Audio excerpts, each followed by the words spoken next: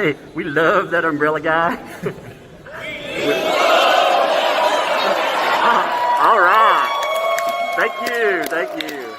I'm calling from Los Angeles, and I'm having a little problem under the name ThATuMBRELLAgUy. I sent him my phone number at least 20 times in the chat and told him to call me. He ignored me. I'm a man. I filed the report. If you guys could take a look at it and give me a call back, I would love to hear what you guys can do to help us. We really need to kind of stop this guy at least until Monday. I told him to call me. I'm a man. You know what? I talk to your mayor.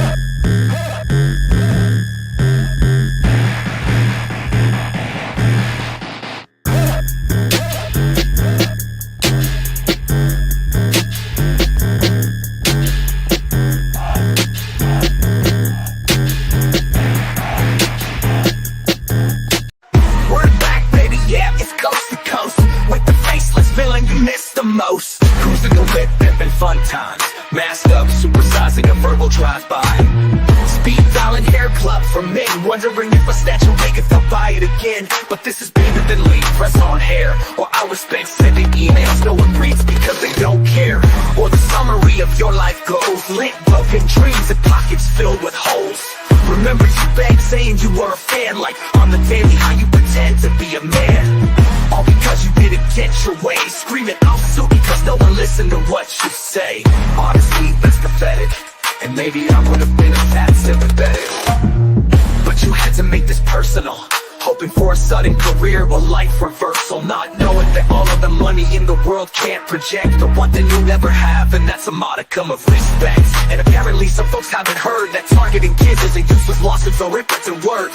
That's an invitation to the wrecking ball, and like Pokemon, baby, you're gonna catch it all, and you're gonna catch them all. Yeah, you're gonna catch them all. And sure, you'll drop some lines and pretend that they slap, but listening to you is like catching an E version of the clap. And we aren't talking applause, we're talking penicillin, pretending someone other than life is your arch villain. But keeping blaming your problems on the Hales and pretending that your tears will erase your fails, literally trying to boost your self-esteem by weaponizing an army of never was for your next live stream. Now go chase your ambulance, cause I'm out. And now I'm back. What's up, folks? Man, I was going through some old songs, and I was like, man, that one was a little snappy there. I like that one, but I was expecting it to be longer. You caught me with a mouthful of, well, I'm eating a chocolate-covered turtle thing. Yeah. Not a tortoise. Chocolate-covered tortoises, huh? Yeah. You know. Yep. You caught Guilty. me with a Guilty, mouthful. guilty, Megan. That's what she said. Oh, my God. Man. Did you hear Watch your ears, everybody. I am unchained tonight. I am back at regular volume. I will blow out your eardrums. I will. Oh no! Oh no! Yeah, we were a little late. I was showing off my newest moving toys. I was like, "Oh my God! Oh, this is so cool!" Yeah, check these out, folks. You want to see? You want to see some cool stuff? Look, I think we have a 2L sighting. Check this out, cloud goblins. Look at them move. Look, it moves. I love it. Oh, I love them all. There's so many good ones here. Oh, I have a button. I have a button for them. Where did it go? I had one. Ah! Look, Pat, look, here's the deal. Look fat. Look fat. Look. Look fat. fat, look. I like That the was Joe judge. Biden's best line ever. Yeah, that actually was really funny. I'm going to Let's use see. that. Look fat. Oh, That angry judge. oh Ooh, my Judge God. Tug. I love it. I like the people in the background too. That was like they're Supreme like, Court "Ooh." Justice Tug. Yeah, I like him. He looks mean. That's looks what's scary. funny is that's a Studio Ghibli, that make all the Yeah. make all the cutesy stuff. I was like, wait a minute, I thought that was supposed to be cutesy. It looks kind of mean. That one looks scary. I don't want Judge Tug to sanction me. I would not want that. Indeed. We have a criminal tug too. Like, oh no. I love Guilty. it.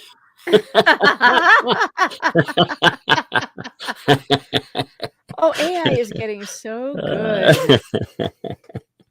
Oh my God. Just wait. I haven't amazing. even done I was wanting to get a bunch of them right before I did a Bruce one.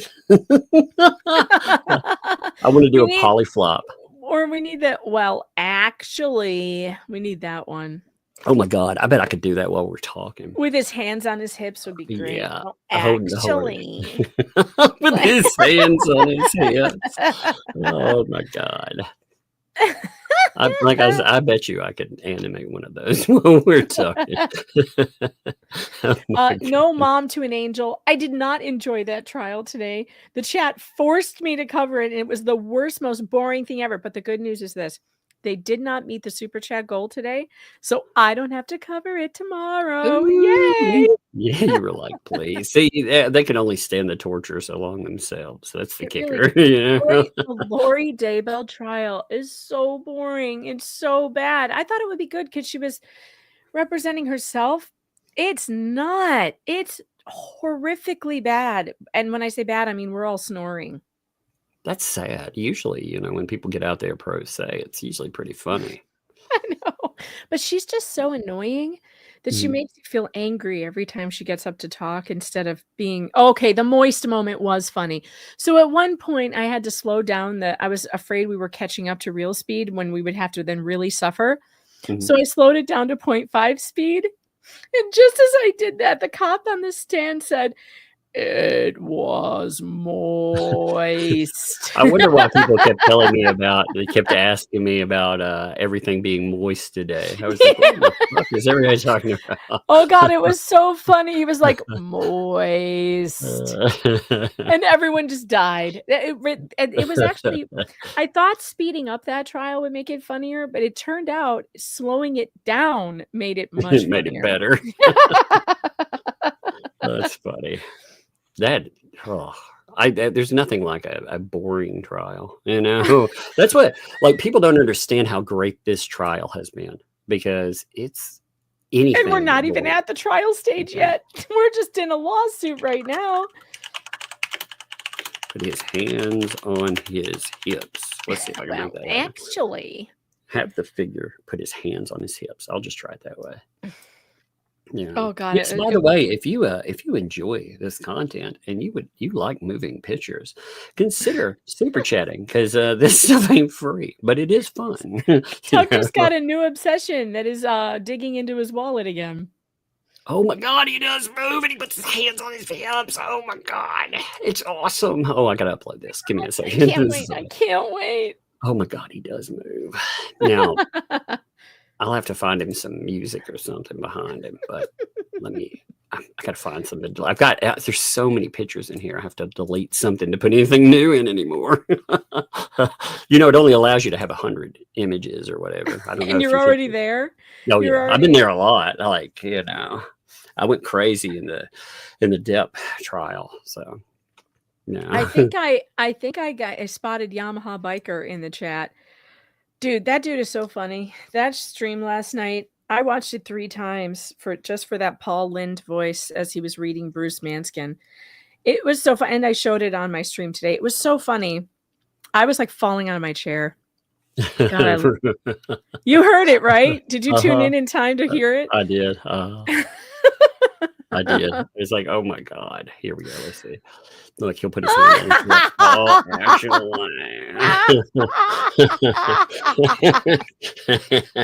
Oh God, that's so good. Oh my God, Yeah, that's you amazing. have to. You know what? We need Yamaha to record his Paul Lind voice saying, Oh Lord, "Well, actually," and that'd be then put that funny. behind there. It would be funny if he can put it in like that's a 5-second clip. So yeah, Yeah, Yamaha. We need 5 seconds of Bruce's Paul Lind for that "Well, actually" clip. I'm sure you could come up with something fantastic. oh, like I said though, for real, I found a new obsession, but it is not. None of this stuff. The problem with AI is that none of it is cost affordable. None of it. I All of know. it is, but it's cool. Look, prognosticator. Yeah. Let's look into my crystal ball. Yeah, or here's a second. Ooh, look at that. I have a special one for super chats too later on. Oh, you I'll play do? that one. Oh yeah, it's got music and everything. Oh, that's so fun. Mhm. But man, I had the only problem is the Studio Ghibli effect makes everything go black and white, and some of the more the glowing mask ones when it goes black and white, they look like blackface. I was like, no, we're not going to do that one. I'm like, no, you're canceled if you post that. Yeah. Yep. Nope. Nope.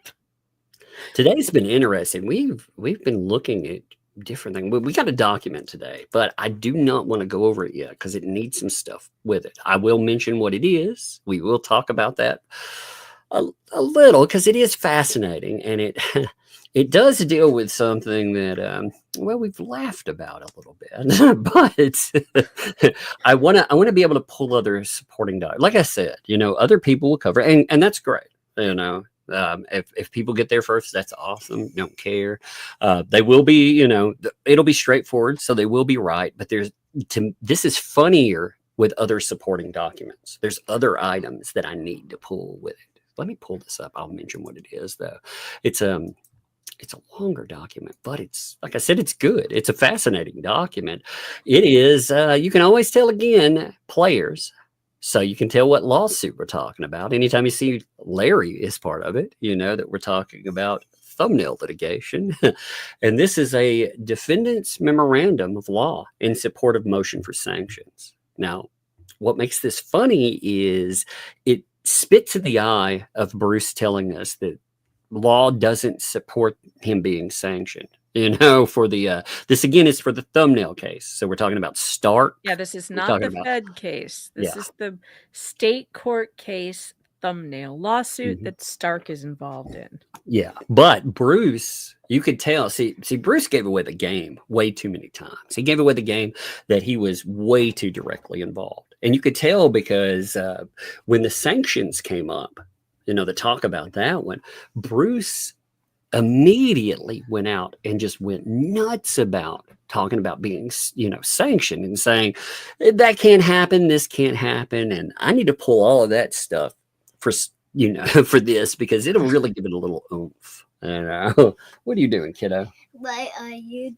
doing? What am I doing? Hey, come here. I want to show you something. What? I'm going to show her those moving pictures. You should. She'll freak out. I need to go over. Hey, check this out. But be careful. I can get over there some way. Well, okay. You're good. At least I got somewhere. Yeah, I know. Okay, you want to see this? Yeah. Check it out. You ready? Oh, Bug. She's so cute. Okay, look. It's about. Oh, my goodness. Look at that. That's cool. Yeah. You want to see some other ones? Look. Oh, no. I've been arrested. Shut up, Pudgy. Oh my goodness. And look, I can see the future. Ooh, I see the future. I like that one. You like that one? You want to see one like that? Here's the second one. Look, ooh, I see the future. Ooh. Yeah, I see you going upstairs. No, I got the stairs. That's my I funny look one. into my crystal ball and I see you going to bed. Yeah, there are hearts, in the chat. Look at all those hearts. Yeah. Aren't they beautiful? Yeah, sometimes I get some money. There's a little no right there. Always. It's always. Sounds like it's some. I'm like, no. Money. Up there. Yeah, that is a money one. You're right. Yeah. Money for me or you? Money, what? Money for me or you? I don't know. I mean, have you done all your stuff today? Yeah, we washed the dishes. Yeah, you did what? Actually, you tried all the dishes, didn't you? Yeah, but her. I don't want to say the last one. Yeah, well, you don't want to say what happened to one of the dishes. Oh no. Yeah, actually, why don't you tell them? It's okay. Okay, I broke my packing cup by the side. I got to hold it at one. I got to hold one. I got Yeah. to hold one at a time. Yeah, she was bringing dishes downstairs, which was being a big helper. But she tried to bring down a plate and a cup and something else, and her hands are too little, so she broke her favorite pack. She loves Pac-Man, and she broke her favorite Pac-Man cup. Yeah, Oh. I got to hold Oh. one at a time. Yes, we learned. That's okay. Give me 5. Yeah. Give me the chug, okay. Oh, money. Yes. Oh man, I've broken so many things. Yeah, that's what I see. That's what Megan said. She's broken so many things too. It happens. Lots. You know, we just Lots got to and take our lots. time. I was telling her, with little hands, you got to, do Yeah. her up the steps. You got to take your time, walk them down the steps. Yeah. Right? And that doesn't really Yeah, I got to change hold as you get one at a older. time. It doesn't. Yeah, I did. I got to hold one at a time because I don't know how many cups there was. 4 or 5 of them. 4 or 5. Goodness, there were more things on that stack than I realized. You Yeah, know? I got the cups down, but you got the plates and stuff You were down. like a waitress on there. Look at that. Oh, look, look at this. People gave you a new Pac-Man cup. Look, that's came out right. Oh, Can you say there thank you, by the way? Thank you. Yeah, it says, cheer up. Here's some money for a new Pac-Man cup. Man. And look, there's Pac-Man money. Thank you. Yeah. I'm going to buy some candy with the money. No, you're gonna buy- The Pac-Man cup money. Oh my I'm going to gosh. buy that Look. new Pac-Man cup. Well, you got Janice. Can you say thank you to these too? Yay. She said candy and lip gloss money for you. Oh, and I'm going to get some sour candy, sweet candy. Lord, man. I get a lot of money. Money. There's Emma. Can you say thank you to Emma too? Dad, if I want you saying. Huh? Oh man, can you look? It's the Floofy Cat. Oh, we cat. Yeah, Floofy Cat says. That. Yeah, the Floofy Cat sends you treats. You know, that's nice when a cat sends you treats, right? Yeah. Thomas sent you mug money for your mug. Hey, tell him you And got Mommy. you got a new TV. Yeah, I got a new TV, but Mom gave me a new TV, whole TV. Oh, And yeah, that you got TV a so, but Yeah, you got that new TV. That's pretty Yeah. nice, and you'll get a new cup. So, yeah, and that can how did that? that tree one, let's see. What happened to that TV? By the way, I'm wondering. it fell down. Oh, how did it fall down? Broke. We didn't know until we turned it on. Say ghosts. Yeah, until we Say turned ghosts. the TV on, it broke. How to say it says it's with for a few while. Megan said, "Here, tell her again." You know, Say ghosts. she said, say That's how it fell down. Say ghosts. Ghosts. ghosts. Oh, ghosted it. Oh my goodness. Ghosty. Oh man, Yeah, that ghost. Pac-Man cup was a ghosty cup, right? So, Yeah, ghost. Sammy sent you. You say thank you, Sammy. Thank you. I think to have Oh my gosh. I think to have a ghost cup about the Pac-Man. Those little ghosties that you get killed Yeah. with. Oh Maybe- yeah, the Pac-Man yeah. ghosts. Yeah, that's it exactly. She said, you're about to receive a dozen Pac-Man cups from complete strangers now. Yep. Yeah, I think I go do those. If I break one, then I can. You know what I mean? You are funny. Did you just snort like a little kid? I sometimes snort. You said, I started. Don't take the snort. I heard it. I heard that was a big snort. All right, well, hey, you gotta go upstairs though. Go enjoy the TV. Okay. Yep. And you did it. I go with some Jeffy or something I do, like Go Sonic, watch, yeah, go like watch Sonic the some Sonic. Hedgehog. Sonic. But those Sonic characters that actually like human. Okay, well, go watch Sonic.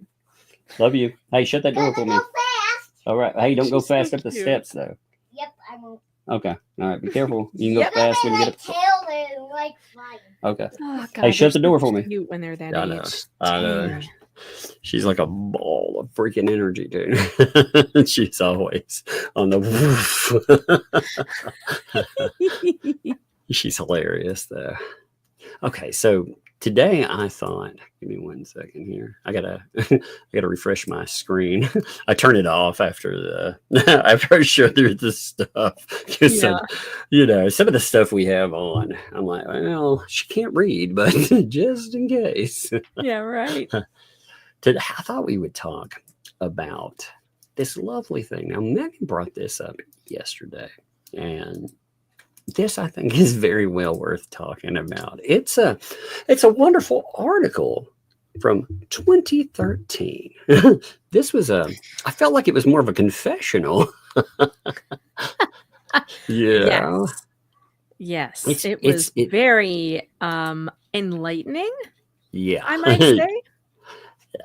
Yeah, it's not very long, by the way, folks. And there's some, again, few paragraphs here. Not very long. Once you take the ads out of it, it's actually pretty short, But I did archive it just in case, But it's a fascinating little tale of a lawyer that runs. Yep. Flees the country. Yeah, I was surprised. Like, he gets around once he goes through a little bit. He has a story of pumping himself up. Like he always does. He talks a big game about himself, but after that, it gets kind of fascinating. I don't know. Should we skip down or should we read it? I don't know. It's not that long. I mean, we could read the thing. It's Let's trade funny. paragraphs. Let's do All it. right. All right. Since opening a solo practice in 2003, I almost said 20 and 3. I was like, wait a minute. After working for several firms, I've known colleagues, both teammates and opponents, who have demonstrated the best of profession. They know who they are, and it will be no favor for me to mention their names. But I warn any idealist. Why? Why should? Yeah. Why would it be? So he knows right off the bat what he's about to write. No one wants to be associated with. All those good lawyers that he just said he knows, they wouldn't want to be associated with this shit.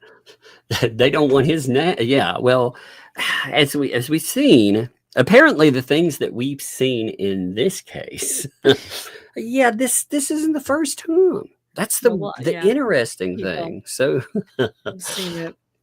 It says, but I warn any idealistic law student or lawyer contemplating a solo civil litigation practice in Connecticut to reconsider.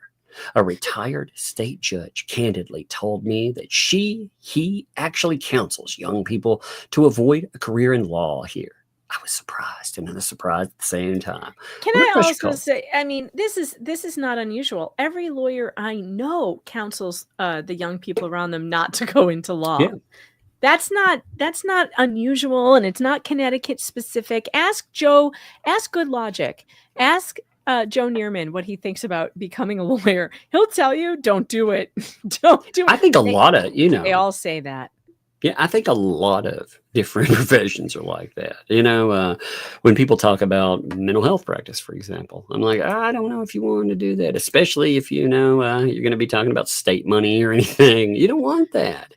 Even YouTube, when we talk about it, we're like, know the cons. People will target your families and more. Yeah, you're going to get swatted. The chat is saying that Andrew Branca says the same thing. That doesn't surprise me. Every single lawyer I know counsels young people not to go into law. Yeah. It's one of the most stressful professions that there are, and it has the highest rate of drug and alcohol abuse and depression. The highest rate. That's crazy. And that's no big, No, it's gonna get wild though as it goes forward. This will get really interesting. All right, you want this paragraph? I think this is my paragraph. Let's see. Okay. I've taken cases against law firms such as my opponent in the restaurant case that, regardless of any facts or law, cannot lose to a ham and egger like me. What? What does that even mean? What is a ham and egger like me? What's a ham and egger? I have no idea. Is that like some? Ham and Ham. that's a dangerous thing to say, by the way, if you mispronounce it. Yes, I mean, the N and E. There's And the some really GG, bad. and there's like a double G. Like, what are So we that is saying here? That is a derogatory, a worthless or undesirable person. Oh, that's a Oh, pretty so- good descriptor. So he's perfectly aware of how worthless and undesirable he is. I don't think I will ever say that term again. No, No, I You know? don't think I will either. I'm just gonna say a ham and eggs guy, okay? Because Yeah. that's a dangerous thing to say. I'm just gonna say a worthless person. With judges indulging unethical tactics, employing blatant double standards, ignoring facts and law and rules, and inventing new legal standards and procedures to reach an outcome. I just don't know my place. So I've stubbornly persevered as I have considered it my ethical duty. Oh, yeah, because he's That's all. so good. That's all shots at judges, including Yeah. unethical tactics, double standards. Again, where have we heard this? Oh, we just heard it in the last case. We've heard it apparently in any case where. Isn't it weird wherever he goes, the same problem follows him? Yeah, I mean, it's strange. Either the entire system is the problem with every case, and I mean, there are systemic There are problems for corrupt judges, but Yeah. I mean, it's certainly not every judge in every case. That's stupid. Exactly. It's absolutely stupid. I know some really good judges, and I've watched a lot of really good judges. In fact, the Mhm. majority of the judges we've watched in trials have been good. It's Mhm. only a handful of the ones who have been bad. Like I can name, like seriously, like I know more bad judges because of the family court stuff I've covered over the years. But the trials we've all watched together, for the most part, except for Auntie Bev in Massachusetts, the judges have been pretty good. I mean, Judge Penny in the Depp case was Yeah. great. Oh my Oh, yeah. God. She was Yeah. she had the patience of Job. Yeah, and I mean, decisions.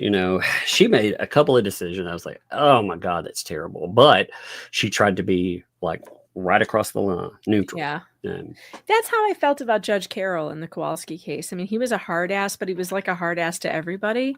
Yeah. So, I thought he was very fair, and he ruled for the defendants most of the time, and still the plaintiffs won. So, and I don't think there was much you could criticize him for, other than being too reticent to sanction when he should have sanctioned. But they're all like that. No judges want to be the like Judge Belitho said. yeah, I don't want to be the sanctioning judge. yeah, because I mean, what happens is people go after their seats. They do anything they can to undermine their reputations. Sure. I mean, God, and the bar can cause havoc in your life. As Bruce here is going to tell us. So he continues whining and whinging. If you're in the UK, he's whinging on, I don't know my place, so I've stubbornly persevered as I have considered it my ethical duty, misbelieving that facts and law are what matter. He has such a high opinion of himself. The late Superior Court Judge Robert Souter. He spelled Souter wrong. Does he mean Souter? I don't know of a Supreme Court judge named Satter. Hold on. Now I have to look that up because that's going to annoy me. Maybe it's a really old one that I don't know about.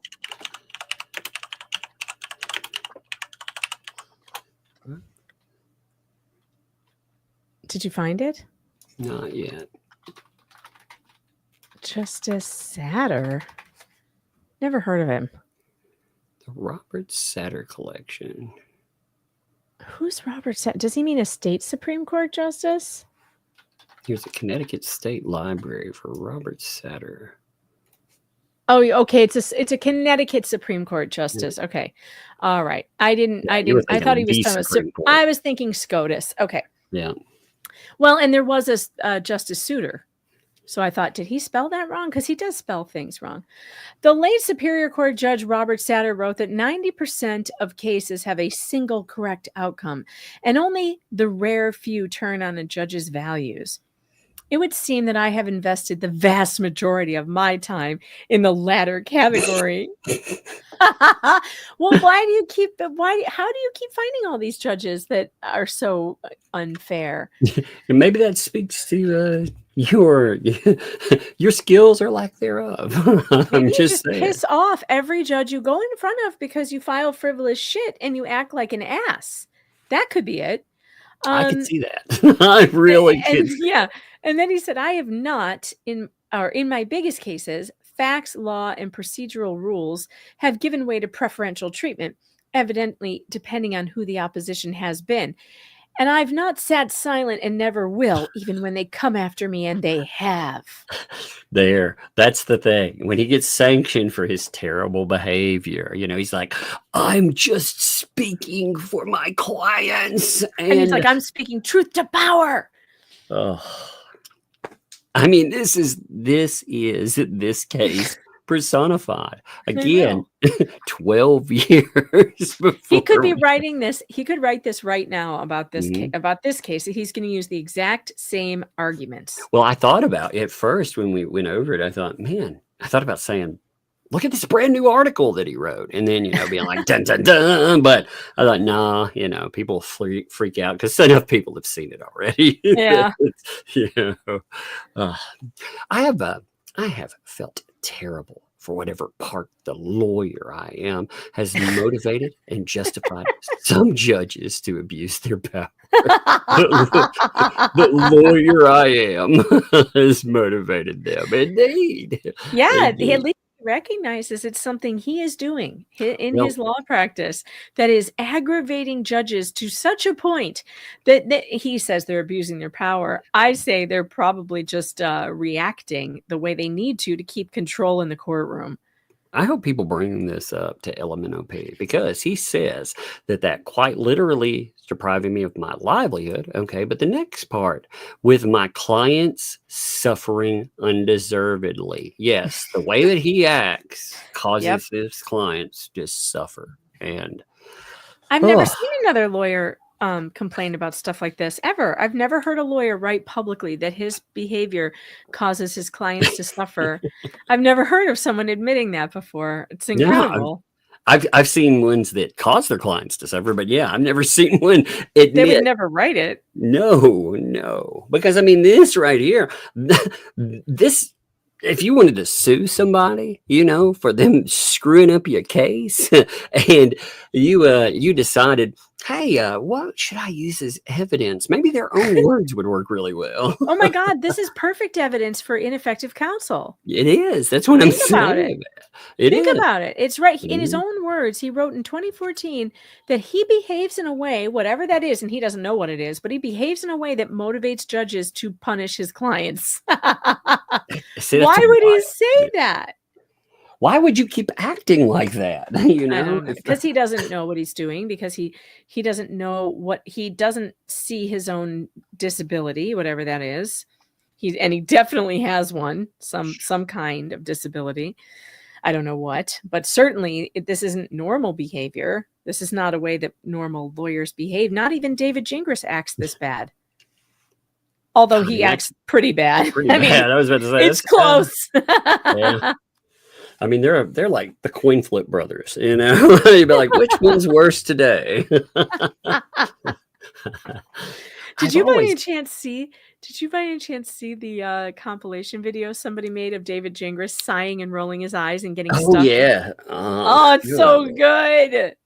I thought that whole debate that he was, I hate to call it a debate because it was basically just him getting owned the whole time. Yeah. And cell phoning. Yeah. That was so bizarre though. Like somebody said, well, he didn't come in here prepared. And I was like, yeah, he did. That's all they have. Like that case is a joke, I mean, he just sits, he gaslights. And I love the tactic of saying, hey, you're talking over me. And then talking over the other person. Let me speak. He's unbelievable. Oh my God. I love it. I've always represented them with the utmost diligence and dedication to their cases. I only wish it was not as it is for their sake more than my own. So again, he's admitted right there. Look at what he says about his clients. This whole part right here is bad for him. Mm-hmm. Holy. Your turn. For years, I allowed professional despair. You know, we need some violins. Why don't we have violin music? This is sad. I need some sad violin wailing here. For years, I allowed professional despair to consume me, hurting my personal relationships and myself. Okay, this is a problem. Yeah, He said, it really is. this is a problem. He's admitting that he has some kind of depression, whether it's, you know, triggered by his profession that he doesn't like or what. But this requires a mental health counselor, Bruce. Like this is not good.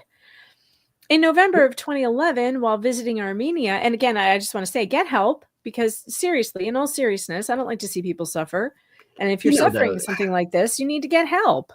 But the problem is that to get help, you'd have to be completely honest about what's causing this. It's not the judges. It's not every person I ever, see as opposing counsel. I mean, at a certain point, you have to look at yourself and your own behaviors and say, man, True. And that's not ever going to happen with him. All right. I had a writer for a second. I was like, me too. I'm saying goodnight. Yeah, I just put myself on mute because we're saying goodnight. Close the door, bud. I want to ask what the favorite candy was. What? The favorite candy. What's people's favorite candy? Is that what you were trying to ask? I don't know. I don't know what their favorite. Well, ask them real quick. You can ask. What's your favorite candy? Which favorite candy? We'll see what the chat has to say about that. I like those dipsticks. What do you call those? Where you take the little vanilla stick and you dip it in the powdered candy? What is those the name are of my that? favorite. You know those little sticks you dip in stuff? You dip them and you get vanilla. You like those. What are those It's called? Fun Dip. It's called Fun Dip. Fun Dip. You remember those Fun Dip things? Yeah. Megan says she likes those. Let's see what people say. Man, there's all kinds of answers. Three Musketeers, Skittles, peanut butter cups. Some people just like chocolate. Kit Kats. Yeah. There's a few chocolates. Licorice. Some stuff on chocolate covered. Hershey Kisses. Ooh. I like Hershey Kisses. Smarties. You love those things too. Yeah. Or, Heath bars. Lollipops. Oh, man. That is speaking your language. And the high lollipops. Yeah, dark chocolate, Tootsie Pops. Did you say bleh? Who likes dark chocolate? A lot of people like dark chocolate. I like it. 100 grand bars, dips, Reese's Cups. Fun Dip is on there. A few people said it. Cadbury. Ooh, those Cadburys. Yeah, that got you smiling, didn't it? Three Musketeers. Man, look at all those. There's a bunch, aren't there? All right. You got your answer. Go. Hey, close the door. Love you. Love you too. Be careful of the steps. Don't be running like that. Okay. All right. she took off like a bullet up the stairs. I was like, no, don't do that. I don't want the return visit. I hate that sound. That is the sound of parental nightmares. Oh, yeah. there. The falling and then the crying. And the quiet. No, it's the quiet after the fall that terrorizes me because I know the scream is coming. Yeah. You hear the what? And you never know, it's going to come regardless, no matter what. It could be just the being startled by it. Right. It's the moment of shock, though, that happens. It's like, bum, bum, bum, bum, bum, bum, bum, quiet. And then, oh, that's always the worst. God, I hate it. Man. I mean, she's a tough one. Like, she's a trooper. One time she was jumping. She had gotten, you tell them a million times, like, don't jump in your beds, don't do anything. And of course, if they can get away with it, they will. So she had been doing something and slipped and hit her lip, and it required inside of it 3 stitches. And that was when we had all those ice storms down here. I was like, oh no.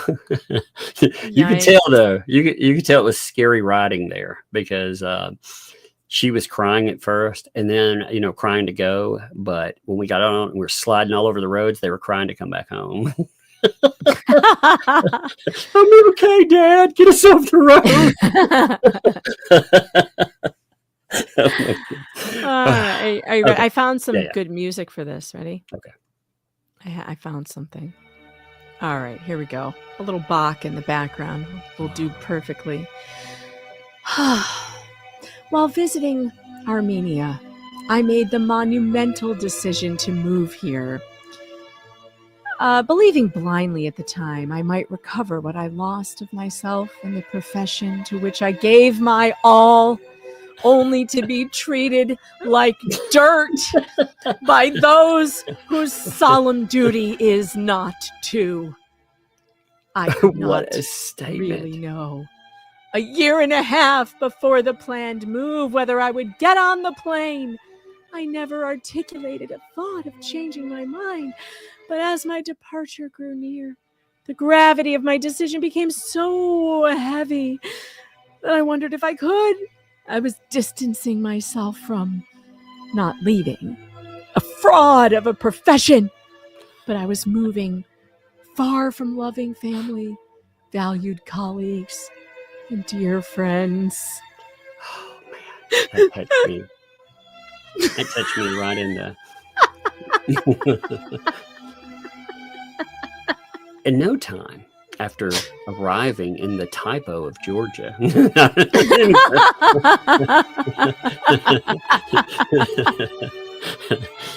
for a vacation at the Black Sea.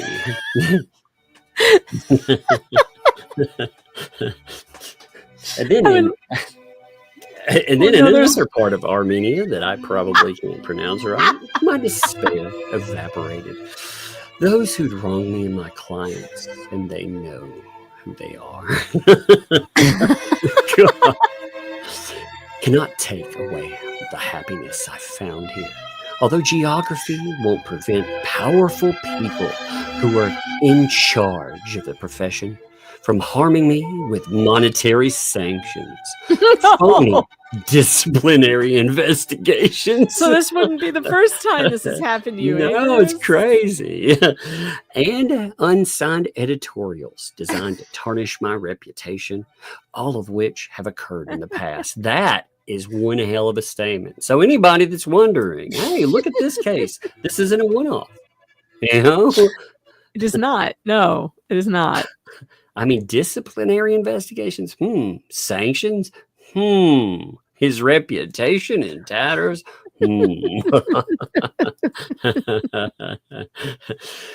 But I can look each one of them in the eye and say with certainty that I haven't the littlest thing to be ashamed of. His little thing, he's not ashamed of it.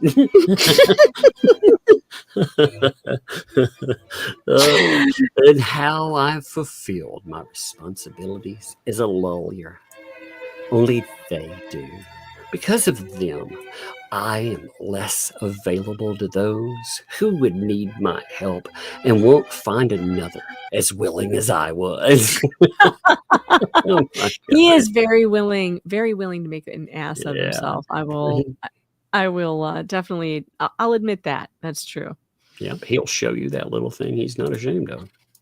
I like this next part.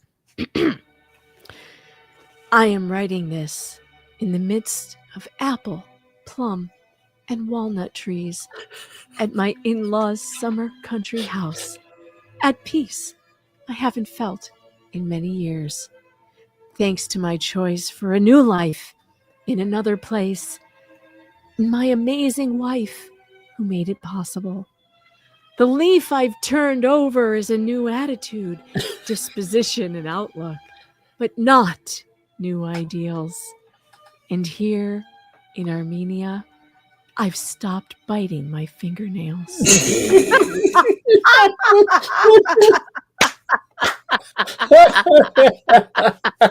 Oh my God. Hey, what? Now I chew on other people's fingernails. What is going on? You are fake news. Oh my God. That was miraculous. How is this real? Oh my God, this is amazing. This is a gift. Just thank you, Bruce, for this gift. He keeps posting these things to the public. Like the other thing we're going to go over, if we get to it, is also something he posted in public. So I never want to hear from him that we are doing things or digging into his past or anything. No. He put all of this Yeah, this is online. public, man. He posted this himself. He was happy to tell people this. This is him like, Valerie says no, he bites his toenails. now he goes to Otter Creek and he chews other people's. Maybe that's a thing, in the internet these days. I bet you could get somebody to let you chew your toenails. Oh my God, it's probably on WikiFeet. He needs to join WikiFeet. Oh man, there you go. That's pre-advice. Next time we'll have to charge again. you. Yep, I'm charging you next time. Oh my Was that the end of that masterpiece? There wasn't any more? It tells about, that was the end. It just tells who he is. It's like he's still a solo lawyer with an office in Branford with legal associates. I love how he says it this way. He's like, with legal associates, the internet, email, and Skype, says he can do everything he could do as if he were in Connecticut. Yeah, it sounds just like him, So are we sure he's in Connecticut? Maybe he's in Armenia. When did he come back? And why did he come back? Did he come back? I don't know. Did he have to buy a plane ticket from Armenia to Pensacola the first time? Maybe that's why he was complaining so much. Yeah, like that would make a lot more sense. It would. I mean, but if that were the case, wouldn't he just tell the judge, I'm overseas? Or does he have a reason to keep that from people? Like, how would that affect? Like, if you were going to, get in for pro hoc vice, wouldn't that be a tad misleading? Though, if you were like, hey, I'm a Connecticut lawyer based out of Armenia. Wait, what? Wait, what? Yeah, I mean, wow. I mean, and what happened? What about all those walnut trees? They sounded so peaceful. I mean, you just left them behind and I know. Came back to Massachusetts or wherever. God, of all the corrupt places on earth, though, Massachusetts has got to be one of the worst after what we've seen in the Karen Reed case. I can't believe he hasn't complained about Massachusetts yet. There are some serious corruption in Massachusetts. He should definitely look into it. Start with Bev Canoni. Actually, I think he was telling us something because he was saying, I'm more at peace being surrounded by nuts. Well, I highly recommend that he continue that type of lifestyle far, far away from here. Oh, the magic. Oh, it's so magical. Oh, man. And that's not the only document. There's so much magic. Oh, my God.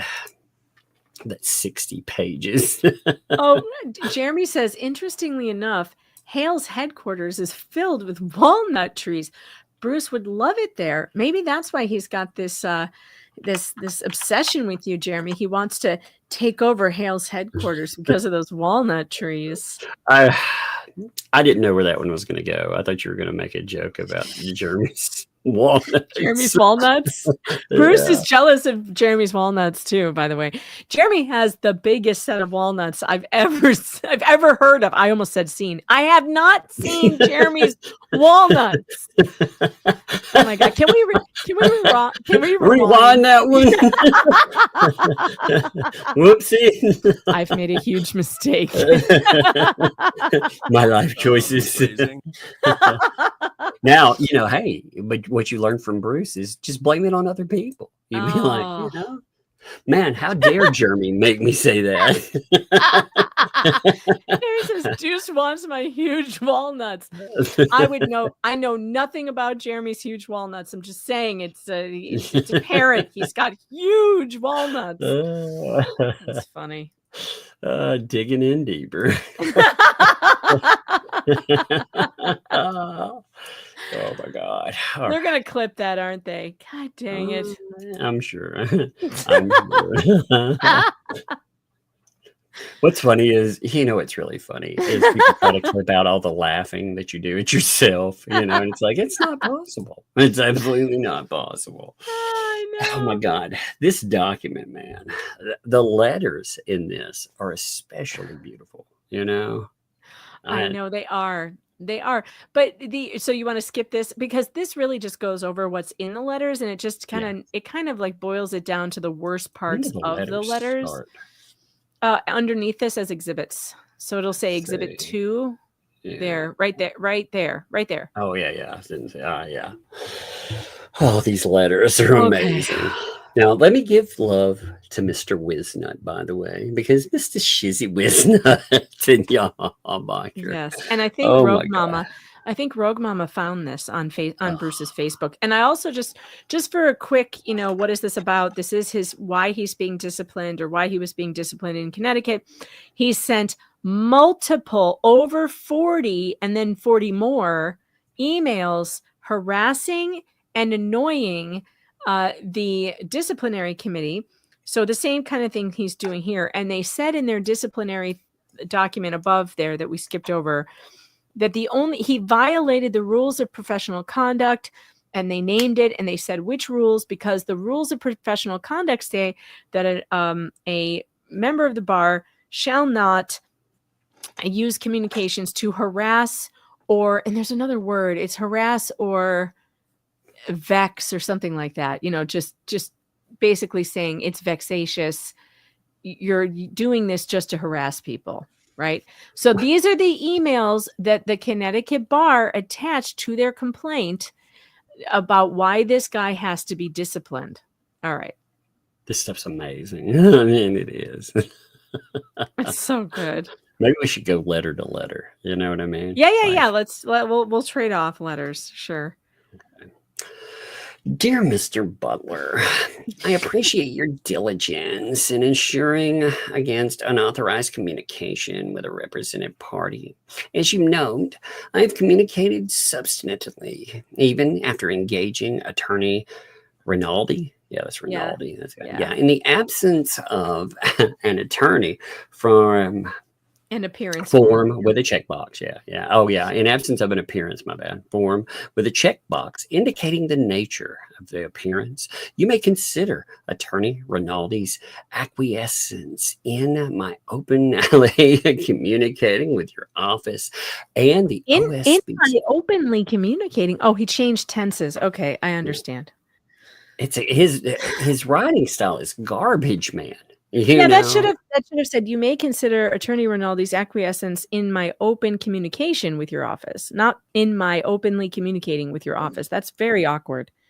I mean, it can be used. It's awkward. He's trying to sound like, oh, look at me, pinky out. So now, actually, that's what we're hearing. That is. He's like, well, actually, I'm openly communicating with your office. I just need a really long one of those to read to, That would be really funny. Oh my God, I'm going to have to loop that over and over again. Just to have him speak while doing this. That would be funny. I think it would be beautiful. Okay, with your office and the OSBC as reflective of his and my, and we assumed your understanding that he appeared in addition to myself. God, man, he's so full of himself. In addition to the bullet points in my prior email, we also would include in a reply that I engaged counsel in reliance of your statement that if I did, you would inform him of the specific factual basis constituting misconduct, as well as explain what nature of communicate. This is the bullshit he pulled with Randy. This is exactly the same thing he pulled with Randy. Yep. And what he does is he grinds people's patience down until they're like, this dude, and then he whines about it. Would you stop this and act like an attorney? Yeah. Yeah. And then he's like, oh my God, Judge, guess what he said? Look what he said. Not real. Yeah, that's exactly what he's doing. He said, I'm not a real lawyer. Even though I called him a counsel, resulting in your decision to require all communications to be in writing. So they were like, yo, we're not going to communicate with you. What? Like, this is beautiful. Yeah, the bar says, we will not take any phone calls from you anymore. We will only communicate with you in writing. That sounds familiar because, like, here Randy's like, well, I'll talk to you on the phone, but only if I can record it, right? Yep. Because, you can't prove what this guy is doing on the phone. Well, he lies. I mean, we saw him again. We saw him try to play the game even after he's caught saying something. He'll double back and try to play a word game that doesn't even make any sense. I'm not canceling people. I'm not trying to get their channels removed. I just wrote to YouTube and tried to get their channel removed, but that's not getting them removed. It's like, what? What are you saying, dude? Crazy. I still hope that you might be prevailed upon once and for all to dismiss this rather than having to defend your own actions. If not, we'll file a reply. That sounds like him too. Threat. Yeah. There's the threat. Always the threat. Always the threat. Oh, God. Okay, here's another one. This would be, is it from Mr. Butler? Okay. Yeah. Good morning, Attorney Rinaldi. I write to inquire as to whether Attorney Manskin is co-counsel with you in this matter. That is, does he still have his pro se appearance on file? Oh, pro se, you say? Huh. Pro se, you say. Or was your appearance in lieu rather than in addition to? Attorney Manskin has consistently communicated directly with my office and SGC throughout the process, including multiple times concerning matters of substance. Before and after you filed your appearance in January, Attorney Manskin's email of 2:10 a.m. today attached is but one. 10 a.m. Oh my God, it's so crazy. Is but one of several examples of his direct, substantive communications with OCDC. There are many SGC as well. In fact, he states in the attached email, I ask you to please file a consent to dismissal rather than requiring me and Attorney Rinaldi to prepare and file a reply to your opposition. Emphasis added. This seems a clear indication that Attorney Manskin is and has been representing himself within his rights, to be sure, from inception of this matter through your filing and appearance and at present. I ask because, among other things, if Attorney Manskin still has a pro se appearance in this matter, I will include him on all future communications from me. Confirmation of whether or not Attorney Manskin is required for me to respond directly to his emails and to CC him on future communications to you or SGC. I will also update my certification page to assure proper service of all filings. I am CCing Attorney Manskin as a courtesy for this email only. Oh, shit. They're like, I don't want to talk to this fool. Unless and until OCDC receives confirmation of Attorney Manskin's status as representing himself in this case, all communication will be directed to you only. Thanks, Douglas Butler, Assistant Chief Disciplinary Counsel. Yep, I mean, we are talking about the big hitters there. Yeah, basically, he's a judge. He's the judge in the disciplinary cases, and so just see the way that Bruce talks to this man, who is a judge. He's a judge of the bar, right? He's the disciplinary chief counsel, right? He's a lawyer, but he acts as a judge in these cases. This stuff's amazing. Exhibit 2. Respondents, December 18th, 2022, 10:05 a.m. email to then statewide bar counsel Michael Bauer, first assistant bar counsel Elizabeth Rao, chief disciplinary counsel Brian B. Staines, grievance panel counsel Gregory Benoit, and undersigned. You know what's amazing? I can always tell you people are from the South when you say Benoit, and I would absolutely pronounce that as Benoit. Chizzy does it too. Chizzy's like, Gregory Benoit. I'm like, oh, you people are from the South for sure. You've got that Cajun French influence. Well, yeah. Well, it's interesting to see people pronounce the street Demumbrian, that's down here. If you're out from, be like, hey, do you meet me on that street, Demon Brew? What is the No. Look, in the Yankee North, we say Benoit.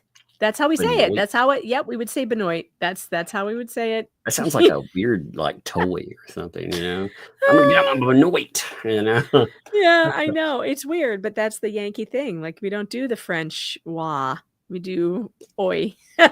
Oi. Man, I wonder.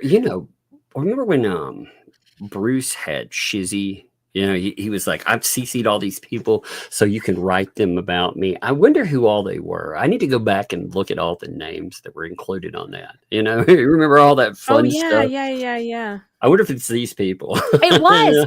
No, it was the one. I keep thinking it's some of them. You know? So remember when he replied, or Shizzy replied all because he had copied Shizzy on something. Yeah. That was all these people. Yeah, and he told him to. Remember, he told him to do it. That was the thing. And I have to imagine that Mr. Butler laughed so hard at Shizzy's response that he probably fell out of his chair and maybe even hurt himself, because he has had to deal with this nonsense, this never-ending nonsense for so long. I bet he was so thrilled to hear somebody hand his ass to Bruce. Man. All I can say is, man, Jeremy, how did you let him do this? I blame you. Blame Jeremy. All your fault, Jeremy. Yeah, everything. How about Des Plaines? Yeah, Becky, we say Des Plaines in Illinois. I know that's not right, but that's how we say it. Des Plaines. It's terrible, but that's how we say it. Des Plaines. Yeah. I don't know I don't know another pronunciation. I guess the French way would be like, what, Desplan or something? I don't know. I don't know. But yes, they say Des Plaines. It's really awful. I think it's interesting just to see the weird local colloquialisms. I forever, you know, again, the Coke thing, until like the internet popped up, you know, you'd go somewhere else and be like, hey, yeah, can I get a Coke? And somebody bring you a Coke. You'd be like, I don't want this shit, you know. You ask for a Coke, you're like, yeah, I'm in a, you know, I'm in a 7-Up or something, you know. Okay, so dear Mr. Bowler and Miss Rowe, AC/DC, ooh, get some Highway to Hell. We're on the Doug Butler. Highway to Hell. That should be his theme song. He's like, for those about to rock his freaking career. Oh God. CC'd here would not apprise me of the specific basis for pursuing misconduct based on the Jones retainer agreement, other than to send me Benoit's PC report that stated all of this, quote unquote, maybe too vague.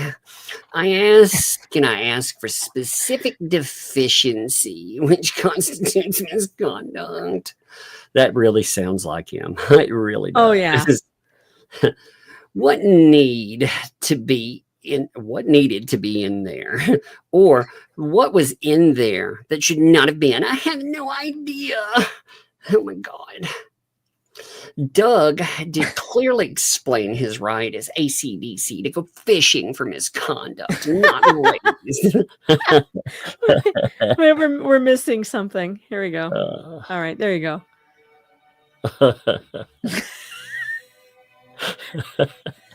I've got the laughs. You have to give me a second. Oh my God. It's not sad enough. It needs the Bach violins. Doug did clearly explain his right as AC/DC to go fishing for misconduct, not raised in the grievance or PC report. Thus his demand to see your what? Oh, current CT contingency fee agreement, which I promptly, that's within 5 minutes, responded. Oh man, I reviewed the procedures in the practice book. I really did. I did, Meganopolis. It's a lot of sections and subsections and subsections, and I am a sub, by the way, a real sub. But even that's subby for me. But I think 2-32A2 allows a dismissal by the SBC without being sent to the SGC panel at all. Am I misreading here? If not, then it would seem that someone in the SBC's office initially determined this did not fall under 232A2A or B or C. You whined so long, the Bach sonata stopped. What the Bach, man? What the Bach? What the Bach? Don't worry, chat. Bach is not copyrighted anymore. It's too old. Anything like Mozart or Bach, you can actually play. I think it falls under all three of those grounds for summary dismissal. The grievance did not even check off a box for type of complaint. Oh my God. Oh my God. How long does this go on? Good God, there's a whole page. I can see it. There's one whole page more. Okay. Cue the violins. Do I get to know who reviewed the complaint and decided not to process under subsection 232A2, and what rationale was for conducting that dismissal was inappropriate under all of the 3 A, B, or C provisions in that subsection? Oh my God. May I have a copy of whatever written record there is of the SBC's review and its decision, concluding it is not subject to the basis for summary dismissal? My God. If this was not reviewed for dismissal by the SBC in 232A2, why not? Bach is literally passing out right now. He's like, when is this over? Why does the Office of SBC determine which grievances to review for prior dismissal to forwarding to the SGC? Did whoever review this take note that Benoit's report states that there was no $500 fee mentioned or agreed to? Even though I provided him the email showing the client specifically acknowledged and agreed to a $500 fee. Wait, so you charged a fee you didn't mention? Wait a minute. I thought he said there was no fee.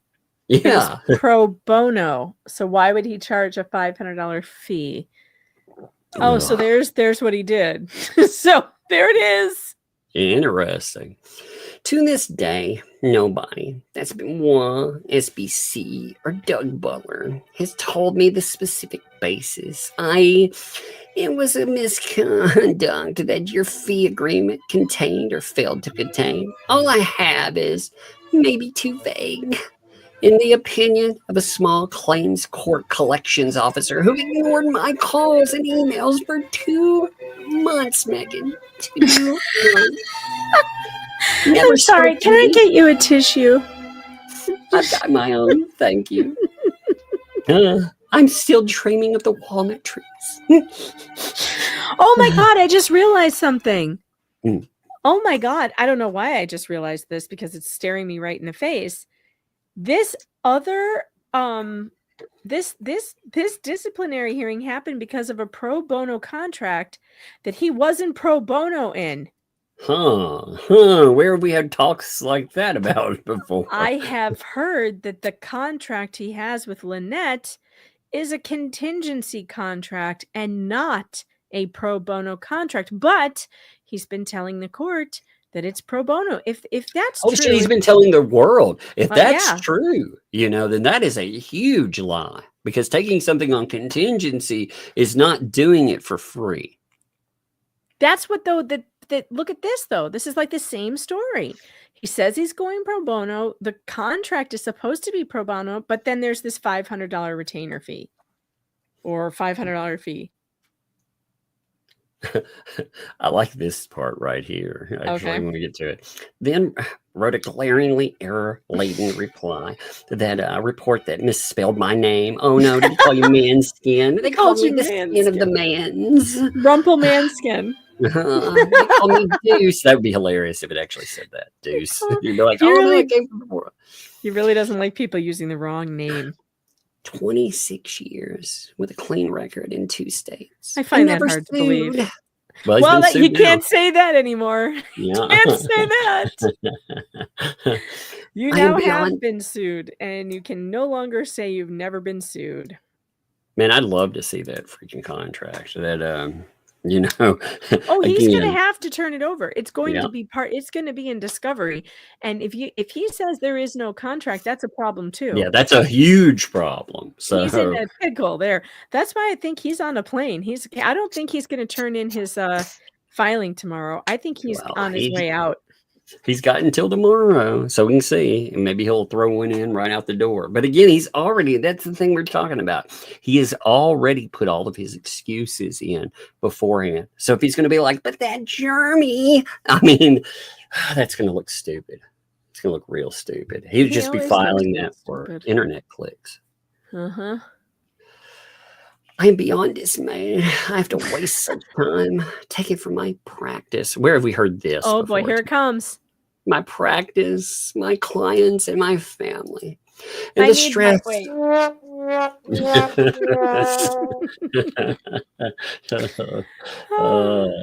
And the stress on such a clearly meritless complaint by someone who obviously filed the grievance to avoid paying a $500 retainer fee. Wait, would that be your client? Wait.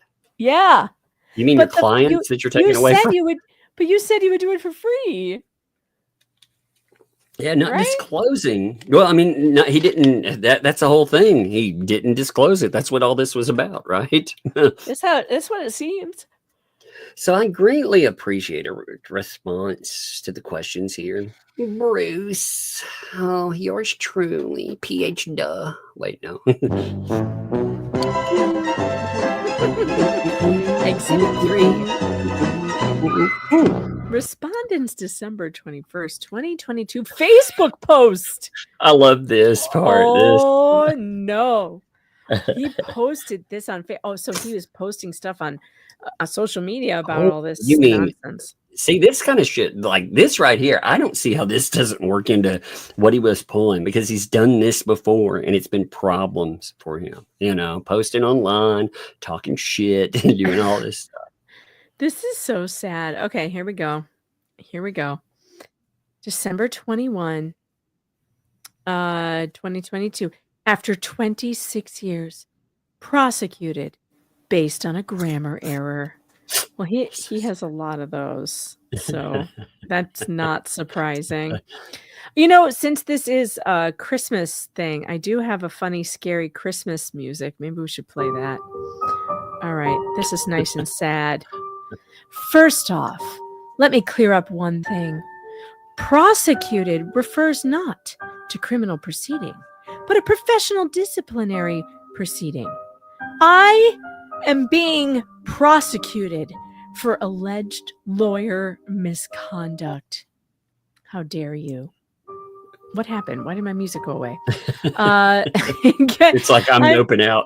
Which threatens my clean record for 26 years as a practicing prosecutor. No, by the prosecutor, as a practicing lawyer, based on a grammar error by the prosecutor. In Connecticut, complaints against lawyers, called grievances, for those of you who are uninformed and uneducated and have no grievances. I've never heard this word before, Tug. What's a grievance? I think it's something you can deep fry in the South. Grievance. Are filled with the Office of the Statewide Bar Council, OSBC. The OSBC is required to summarily dismiss grievances that fail to allege conduct constituting a violation of the rules of professional conduct. If not dismissed by OSBC, a grievance is referred for a determination of probable cause by a 3-member panel of statewide grievance committee SGC people who I also don't respect and won't obey, and then forwarded to the Office of the Chief Disciplinary Counsel, OCDC, who I hate, to pursue discipline. Pretty much.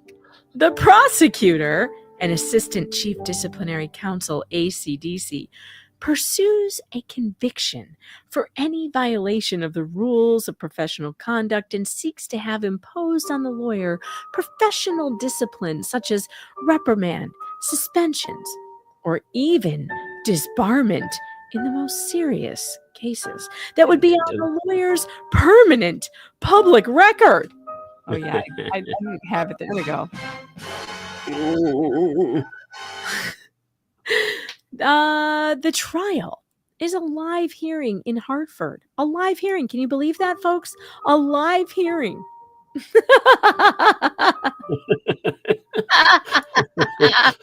in Hartford before another 3-member panel of the statewide grievance committee, SGC, which acts as the judge and jury.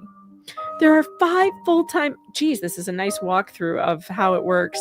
There are 5 full-time assistant chief disciplinary counsel in Connecticut whose job is prosecuting their fellow bar members for violations of the rules of conduct. Like stealing clients' money, or neglecting their clients' matters, or making false statements to the court, or, telling your client you're free, but you're not.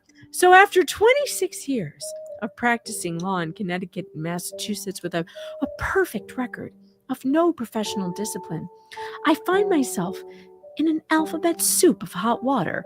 The OSBC, OCDC, and SGC that threatens to ruin that record. Well, that's kind of how it works, Bruce. You don't have any discipline on your record until you do. Yeah. Nobody has how it works. Nobody has a disciplinary record until they break rules. Until they have a disciplinary record. Based on a grammar error by the prosecutor. You've said that already, Bruce. My prosecutor is ACDC Douglas Butler. His LinkedIn is in the comments, so you're doxing him. He's doxing him on Facebook. Yeah, oh my God. Who began his first 1-year term with the OCDC last July after 15 years or so in other lawyer jobs. Apparently, I'm one of his first big cases. No, you're one of his first big headache cases. You misread. He said he got a major migraine. Wait, but he said it's a grammar error. So does that count as a big case? I mean, $500, Yeah, no, not really, because didn't they just refer him to take classes? Yeah. Like They were 6 like, hours here's a your day? slap on the wrist, I mean, nothing, don't do it again, essentially. Watch some videos, don't do it again. And then he turns it into like a giant constitutional Yes. violation of nothing. I mean, it's just crazy.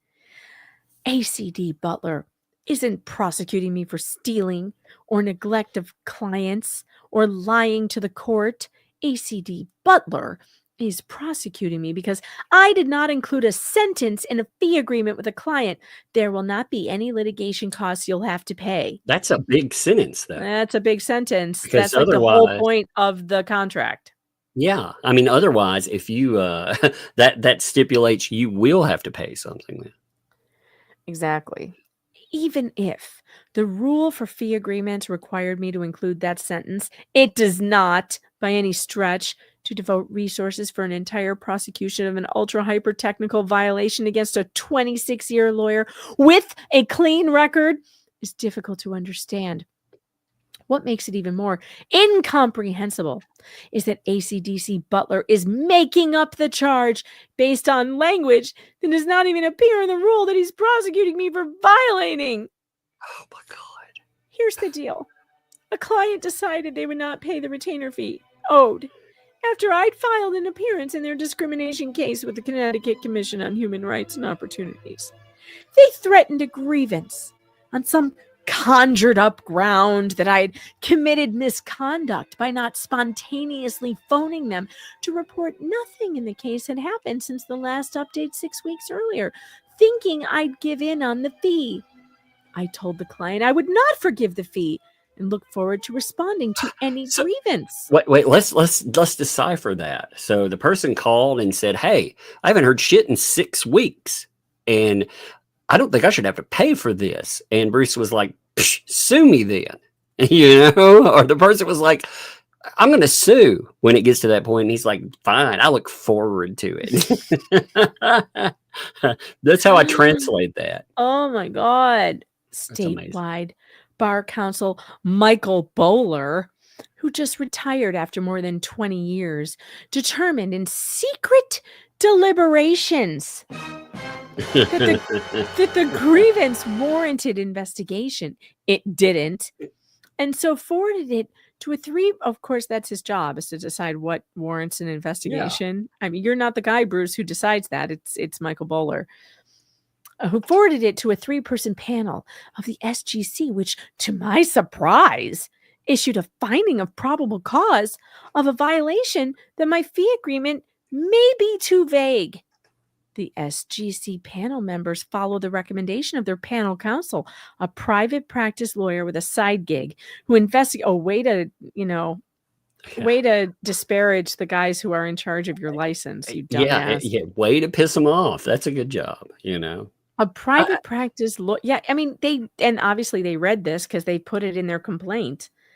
I've told people, I knew a guy who said, talking smack about cops and stuff, they have to practice by law, so I can say whatever. And I'm like, yeah, they're supposed to go by law, but if you motivate them, you really motivate them, they will find something in the law. They will find more, and they will prosecute you. And even then, again, like DUI guy said, they just wanted him to, take a slap on the wrist. Nothing.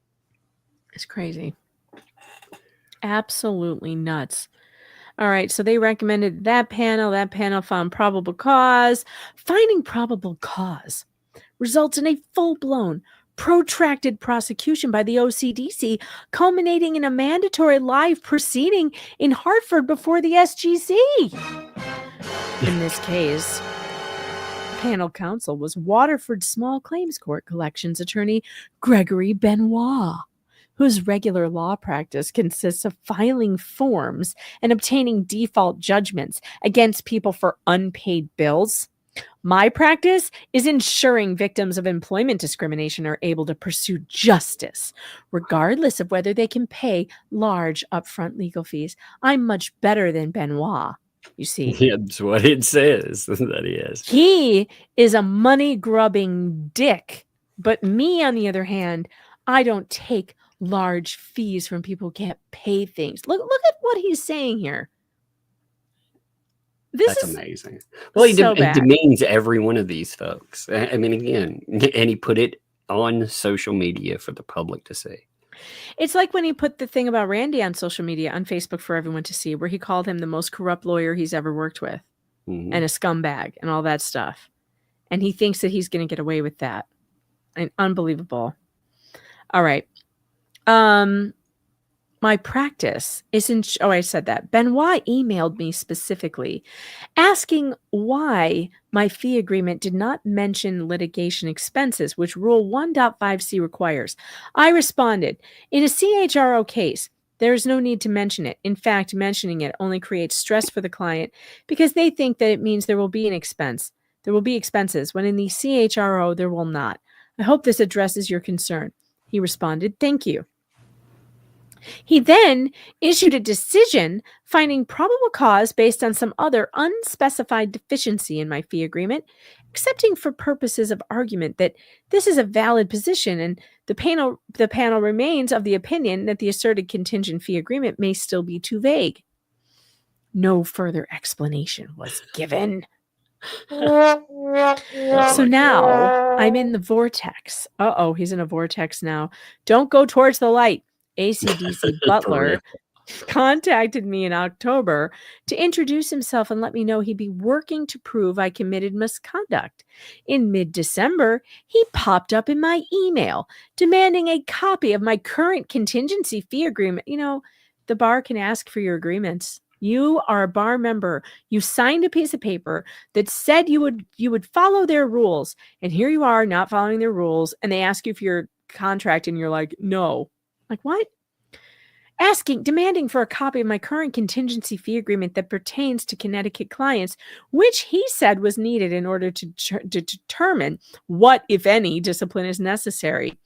I asked ACDC Butler several times on Friday, December 17th, to specify how my fee agreement was too vague, such that he was claiming a violation. He ignored the question until after the weekend, when he emailed me an official letter stating, Rule 1.5c provides in relevant part, a contingent fee agreement shall be in writing. Okay, so it was contingent, but he wasn't charging any money? That doesn't even make any sense. A contingent fee agreement shall be in a writing signed by the client and shall state whether and to what extent the client will be responsible for any court costs and expenses of litigation, and whether such expenses are to be deducted before or after the contingent fee is calculated. The agreement must clearly notify the client of any expenses for which the client will be liable, whether or not the client is the prevailing party. Your purported contingency fee agreement included the record lacks any information regarding this issue.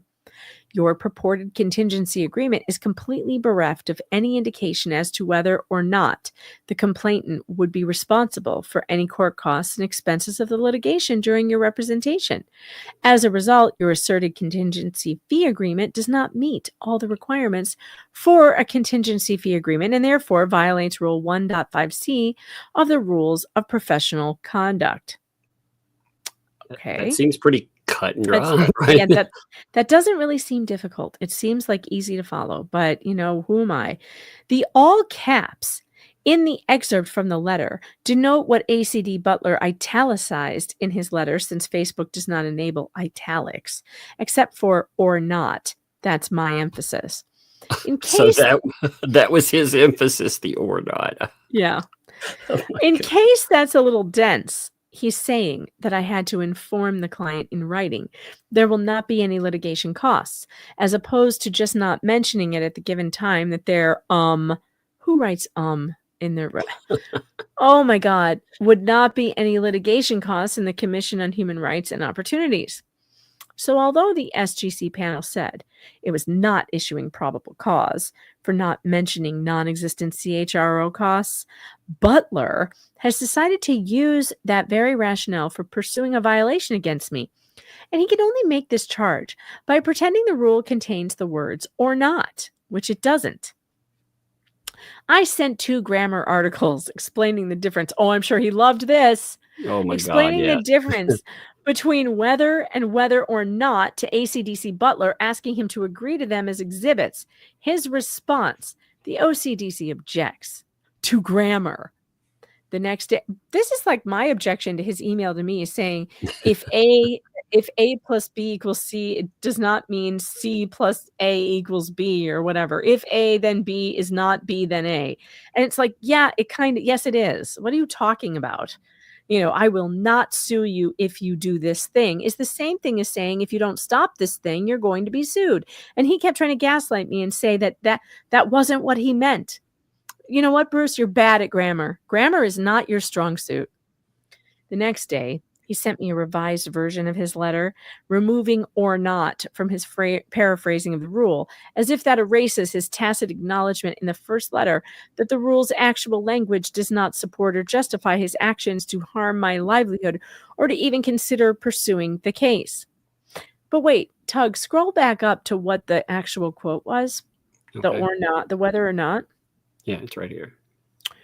Where is it? Where's whether? There. Wait. As to whether. This is right here. Okay, so how would it be different if it was just your purported contingency agreement is completely bereft of any indication as to whether the complainant would be responsible for any court costs and expenses of litigation? How is that different than whether or not? I don't see it, because whether what introduces what choice or doubt between 2 or more possibilities. So I mean that would be the same, because whether or not emphasizes It's the same. Yeah, because outcome whether as important. whether implies that it's one or the other. So adding or not is redundant. Really. It means he's trying to nitpick something and make it, it's basically he's going to browbeat these people into submission. That's what it is. Oh my God. Oh, and so here you can see both of his letters and grammar articles he objects to. So he puts it all out there. And so it continues with no regard for harming my livelihood, my practice, my law practice, my clients, or my family. ACDC Butler is determining to bring me to justice for not writing. There are no litigation costs in the CHRO. Well, I would think that would be freaking important, though, because again, if you come back to me and ask for money, obviously it was important because the client didn't get it and thought that there would be no costs. Yeah, and he was like, "Give me $500." Yeah, that's so crazy. Exhibit 4, respondents, December 2020. Twelve. 2020. Email to then statewide bar counsel Michael Bauer, Chief Disciplinary Counsel Brian B. Staines, and Understein. God, he is just harassing the shit out of them. Yep. Geez, Dear that's Mr. familiar. Bauer. Yeah, exactly. We've oh God. This really reminds me of the case that we're looking at. I swear, I know. Dear Mr. Boiler, Mr. Staines, and Mr. Butler, you all know that this grievance was dismissible under 232A2 summary dismissal for 3 different reasons under the provision. As you all know, Mr. Butler is literally making up language. Oh my God. Literally. It's totally bad. To change the meaning of a rule to support a charge he invented. He just made it up. He patented it too. And you know what? He tried to sue me over it. Oh God. That was not part of the grievance. And in fact, on which the PC panel explicitly said it was not issuing PC.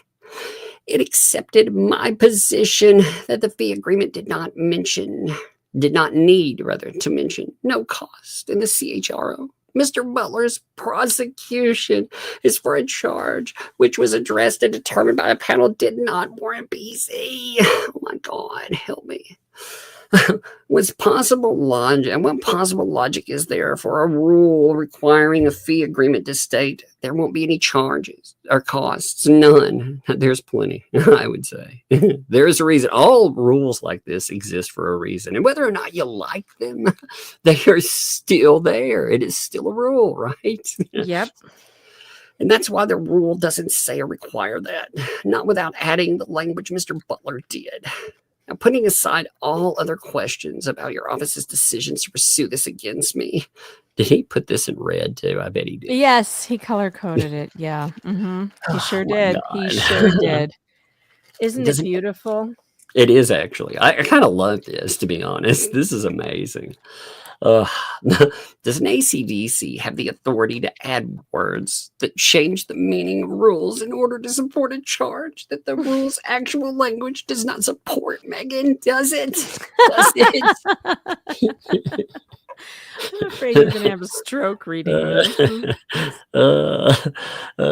It's so hard to keep the wine on. I think it will help your blood pressure go up, though. So that's the good news.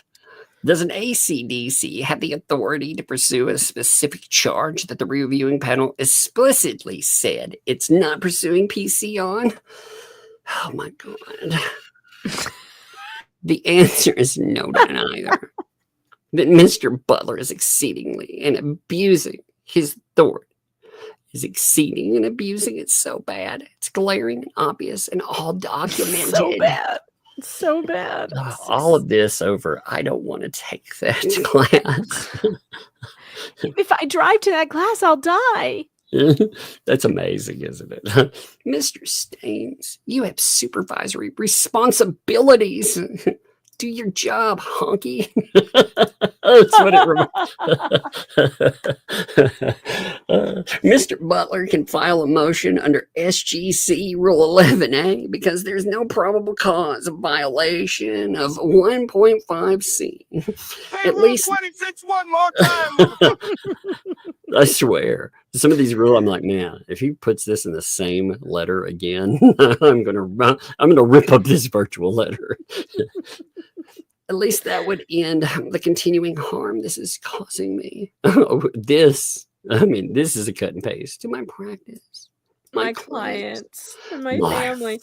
Oh my God, that's a new song. My practice, my clients, and my family. Clearly, that has to be a new song. It does sound like it should be. You don't seem to be considering this, Megan. My practice, my clients, my family. Oh, Percy, you're so dumb. You're so dumb. I just can't. I can't do this anymore. I'm losing my mind, you guys. I'm losing it. I'm jetting to Armenia. That's my in response to my attempt to confirm if, quote, no mention of no cost and agreement fee is going to be the charge of misconduct before the SCG, or if he'll come up with new charges, Mr. Butler responded, undetermined. This is incredibly abusive. And pretends that Mr. Butler intends to conjure up new charges, not even yet thought of. That, oh my God. Given that the one based on made-up language is baseless, I don't know why I'm being targeted this way. I ask that all of you maintain all electronic records and handwritten notes from any privileged deliberations or any other communication. He's noticing them. he just noticed them. Oh, holy shit. Remember when he did that to the lawyers that helped the ants in Miami? Yeah. And Ohio? In Ohio, yep. Oh my God. And any other communications related to this proceeding, as well as each assistant attorney, one second, attorney and staff in the office. Hey, kiddo. Hey. Were did you hear the whining voice? And you were like, oh, I've got to see what's happening. Is that what it was? You're like, no, not really. Yeah, not just. There were so many candies. How Oh, you got candy on the brain. That's what it is. There's so many candies that were mentioned. I must talk about them. Right. Yeah, there were so many candies. I know. Oh my goodness. Well, hey, you go up to your room, and like I said, you go lay down and stuff, and maybe if you're good, we'll talk about some candies later on. Okay. I see that big yawn. Oh, I saw that big yawn. I did. I saw it. Go lay down. Go in your bed. Love you. I love you too. All right. I'm gonna sleep with my TV on tonight. Okay, you can leave it on, and then I'll turn it off when you fall asleep.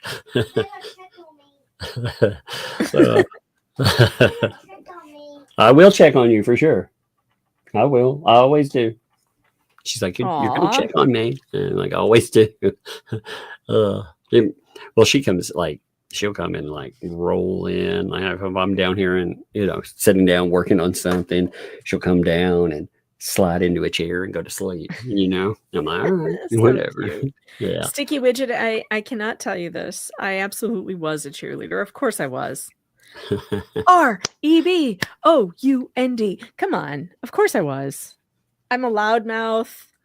I'm a blonde. Of course I would. Of course. How could I not be? Oh, how I long for walnuts. The better days. Walnuts. Jeremy's walnuts and better days. It's so funny. I'm going to get one more of these. And then, there's so many of these. There's no way you could finish these in one day. Oh, yeah. It goes on and on and on. Yeah. But, they're good. These are actually amazing. Like, oh, my God. I want to hit all of these. These are amazing. They are. But let's do one more. And then all right. We'll pause. Is it my turn? It is indeed. Oh, God. Okay. It's the Christmas one. Let's all also remember how Jewish he is, because it's weird. This is his Christmas email. Remember, Bruce is very concerned about anti-Semitism and, all of that. Good morning. I hope both of you had a nice Xmas and enjoyed your family time. Mine was less joyful. I hope you had a great Christmas, because I sure didn't.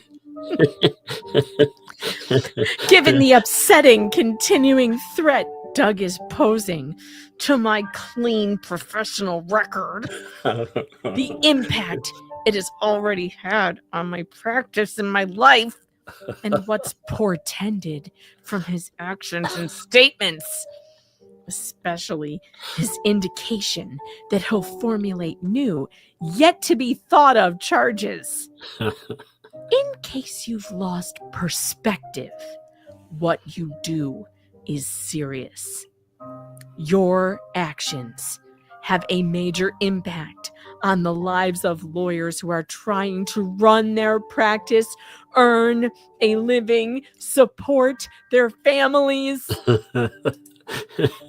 Even when they've done nothing to warrant the charge or prosecution. The chat just said he's so Jewish, he celebrates Christmas. Yeah, exactly.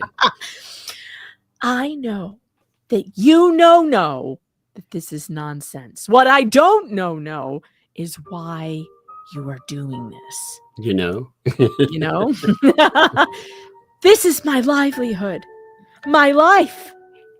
It's inexplicable that you would think I'd stand by while you try to harm me, rather than challenge your actions when they are so glaringly abusive and in excess of any authority or rational basis. As ever, he's like Meghan Markle here. As ever, I invite you to disabuse me of anything below in red that's incorrect. Check out my color coding. I spent lots of time on it. Or I will offer them as admissions. And as ever, I invite you to call me on the phone. Oh, I no. even invite you to record the call. Oh, no. 1. Feliz Navidad, Prohog Beachy, says Maverick. That's funny. Number 1. Doug repeatedly misinformed me in writing. Oh, I got it. It's Feliz Navidad. That's what He repeatedly misinformed me in writing that there is no procedure for him to ask for a dismissal based on no evidence of any rule violation. He may do so under 11AA1. Number 2, Doug repeatedly misinformed me in writing that regardless of any disposition agreed or otherwise, including a dismissal with condition, there is no way to avoid traveling for the live SGC hearing. This was what is with this guy's avoiding Oh, traveling? man, here's the travel thing. Here it is again. We just can't travel. Bruce Yeah. cannot travel. He's just incapable of traveling. It's so weird. This was in response to me complaining of having to waste a day and risk travel. It's risky, I tell you. That's fascinating, actually. Risking travel. I mean, you know, I get it. I will choose whether or not to travel some places. You know, some places are indeed dangerous. You know, I might not go there, but as part of your job, you know, sometimes you do have to travel. Sometimes you have to risk it. You know, you got to risk it for the biscuit, especially when the ACDC calls you on the carpet. In fact, I may seek to attend by remote video. Number 3, Doug, on December 16th, ruining my Christmas season, requested a copy of my contingency fee agreement for Connecticut clients in order, as he put it, to determine what, if any, discipline is necessary. Thereafter, he did not base any determination of a change on what I provided in response to his request. The charge he conjured up has nothing to do with the sample I provided. When and what I provided would not support a charge, he invented one based on the Jones fee agreement. Further, to number 3, using formal logic based on Doug's statement. Premise 1. God, I hate this guy. Doug's words, a copy of fee agreement is needed to determine what, if any, discipline is necessary. Premise 2, implicit from premise 1. The agreement at issue in the grievance does not lead to a determination that discipline is necessary. Otherwise, Doug wouldn't have requested one under Rule 8.1 according to his own words to determine. Premise 3. The sample fee agreements provided have no basis for a charge of a violation, implicit as demonstrated by the fact that you did not base a charge on them. Conclusion. Therefore, neither the fee agreement underlying the grievance nor the one you sent in response to my Rule 8.1 request supports a charge of discipline. From this, the only course is Rule 11AA1 motion filed by Doug. Yet, there's more. His actions defy the conclusion of the above syllogism. Doug's purported charge is based on him first adding the words, or not, to change the rule's meaning, and then trying to erase his acknowledgement that the rule as written does not require me to mention if there will be no costs. His first letter will, of course, be an exhibit. literally, my tongue is literally swelling. That's how many words I have said in the last. Little. My tongue is getting. Sounds like one of kinda- those exercises for stuttering, you know? It's getting very swollen. Doug objects to the FBC being told the difference between whether or not through professional expert grammar articles. So apparently his strategy here is to A, add the words to the rule, or at least pretend, B, argue that whether or not mean the same thing. It does, though. It does. I am a grammar expert. Whether or not means the exact same thing. And C, object to evidence of proper grammar. That's the type of frivolous legal argument lawyers are sanctioned for making in court. FYI. I will have a high school English teacher as a witness. I don't. Oh my God. So he would have an expert witness be a high. You know what is your expertise? I'm a high school teacher. This is unbelievable. My God, they must be quaking. A high school English teacher? The bar should just throw in the towel right now because you're screwed. There. My mother was a high school English teacher, by the way. Just what, man? And I don't think that there's any difference between whether or not. Should we ask Grok? Maybe Grok knows. There is again, we're talking about with this specific type of setting. With this thing, it doesn't, to me, I don't see any difference. Whether or not. I mean, it's like it's a distinction without a point. See, the phrase whether or not are often used interchangeably. And it even Grok says it's a subtle distinction, but they're used interchangeably. It's just absolutely stupid that he's making this a big deal because it isn't a big deal. It is not, especially when people use it interchangeably. That's the word I was trying to find. All right. I have a few more questions to add to the growing list that eventually will need to be responded to, if not here. Oh boy, it's in red now. We're in red. Does this mean I need rage voice? Oh my God, there's a whole page of red. Oh my God. Oh God. Maybe you should take over this part. My tongue is swelling. I got it. All right. Has the Office of CDC ever received a complaint for prosecution based on the same charge, specifically a violation of Rule 1.5C because a fee agreement did not inform there are/will be no litigation costs in CHRO? Has that ever happened to anybody but me? Oh, God.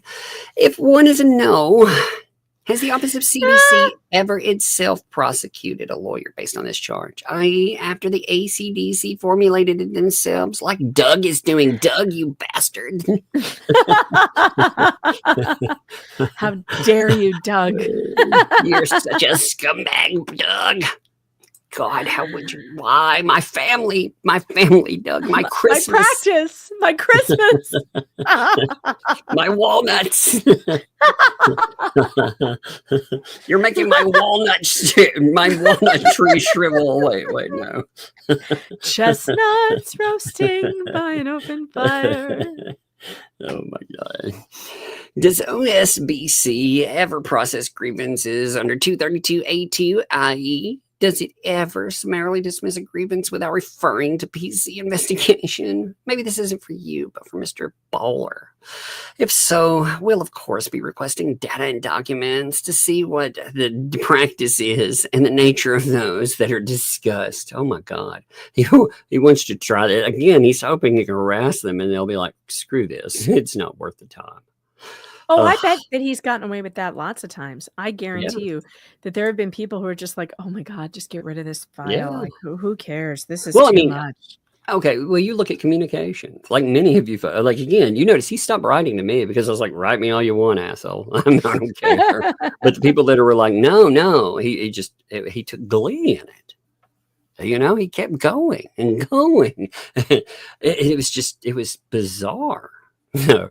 Does OCDC ever move to dismiss under Rule 11AA1, i.e., does it exercise independent judgment about whether there is a basis for pursuing a charge, or does it always come up with some charge to prosecute regardless of whether it's a part of the underlying? Are you always doing that? Are you that corrupt? Do you always do it? Ugh.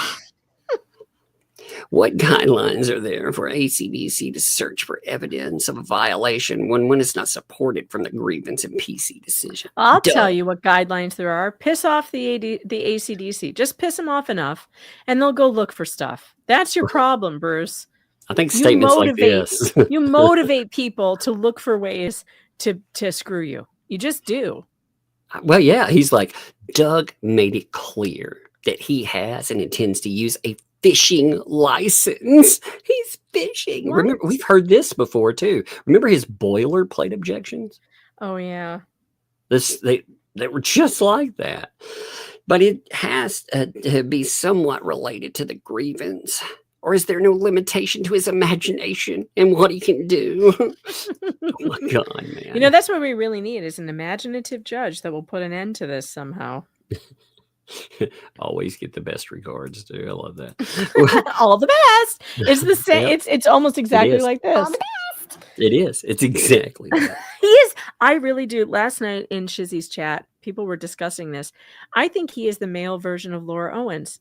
These emails are so clearly similar to the emails that she would write to her prospective love interests about, you know, if you date me, I'll have an abortion. If you don't date me, I won't. And then I'll charge you a bunch of money. And then I'm having the babies if you don't write me back. This is that same energy. This is his I'm having the baby. Yes. Yeah. He's having the babies if you don't respond the way I want you to. You don't want me to have this baby. That's what it is. You don't want this baby. Because I will make it thrash about. I will make this pregnancy difficult. I'm like, okay. Which of you is the final authority decision maker in this? Is it Doug's call? Does Brian have the grant permission?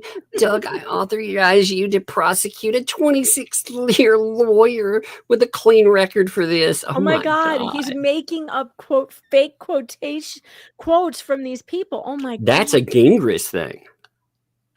You know, when we talk about like, oh, remember when he Daddy, look at me, Daddy. I'm the judge now. They really do have a lot of similarities, man. They do. To what extent is Brian in the loop on Doug's actions and statements in furtherance of the prosecution?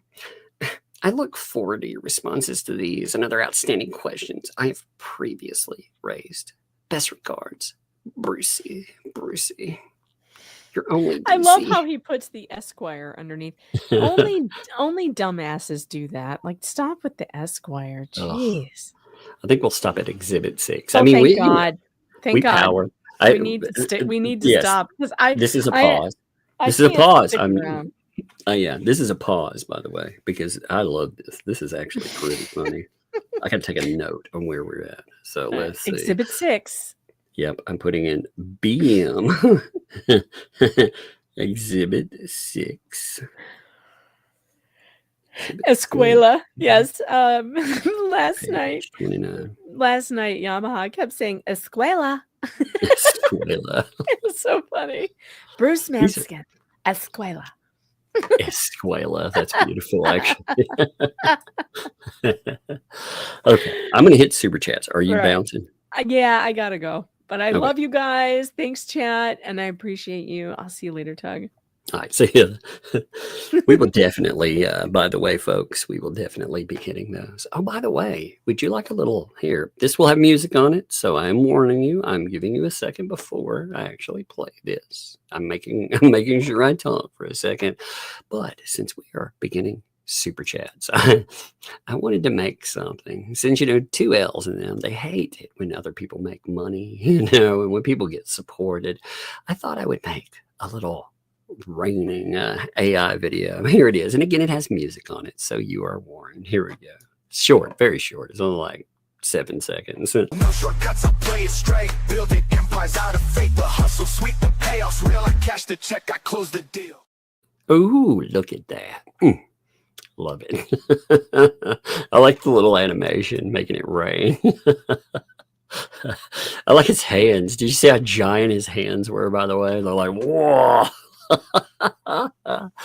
Man, that freaking AI is amazing. Gosh, I really like this one. I'm guilty. Oh no, I've been arrested. Oh, Max Lab, thanks for the 2. Hey, Tug, another Crazy Dave documents. It is indeed. I mean, we actually had a very good document come up today, like I said. But what I want to do is I want to put other pieces of that puzzle with it. So I'll put them all together there. But this is one, and that's one I very much want to go over to. Because again, we're talking about another trial with sanctions as well. Let me put that on the screen, actually. Like I said, I'm not going to read that today, but I do think that that is definitely worth bringing up. Come on. This thing does not want to lock in today. Let's see. There we go. Give me 1 minute. Here it is.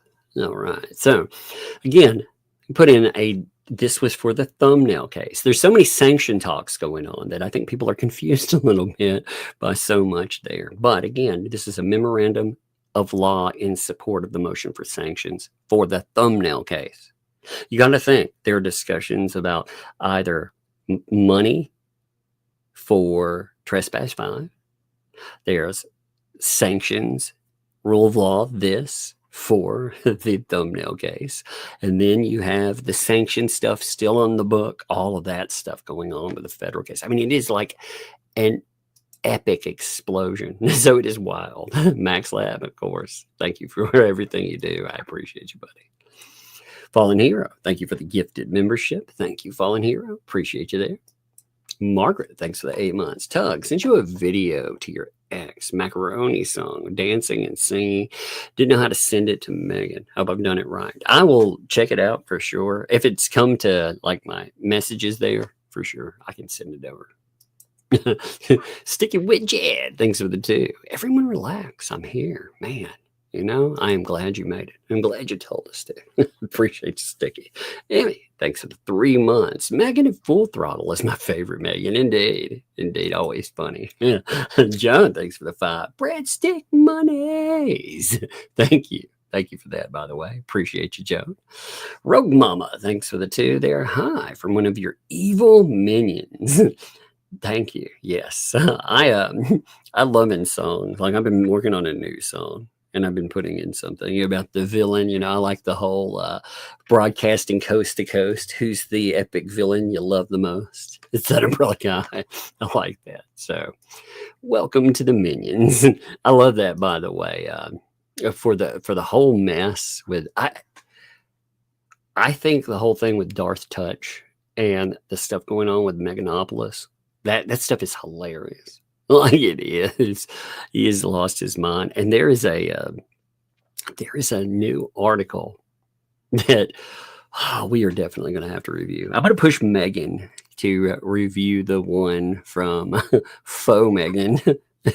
Just because it's gotten under Darth Touch's skin so bad. It'll be funny. I have my favorites. Thanks for the 2. Breadsticks, Soraya. Indeed. You got to have that breadsticks for that AI. Indeed. Thank you. Rira, thanks for the 5 there. Tug, I made donut muffins for the first time today. They're super easy. I'll send you a recipe for the lug to make. So yummy. She would appreciate that. She was it's funny. She made pancakes this morning for her and the littlest one. You know, I went up there and the little one's on a growth spurt, so she's eating a lot, to get to that.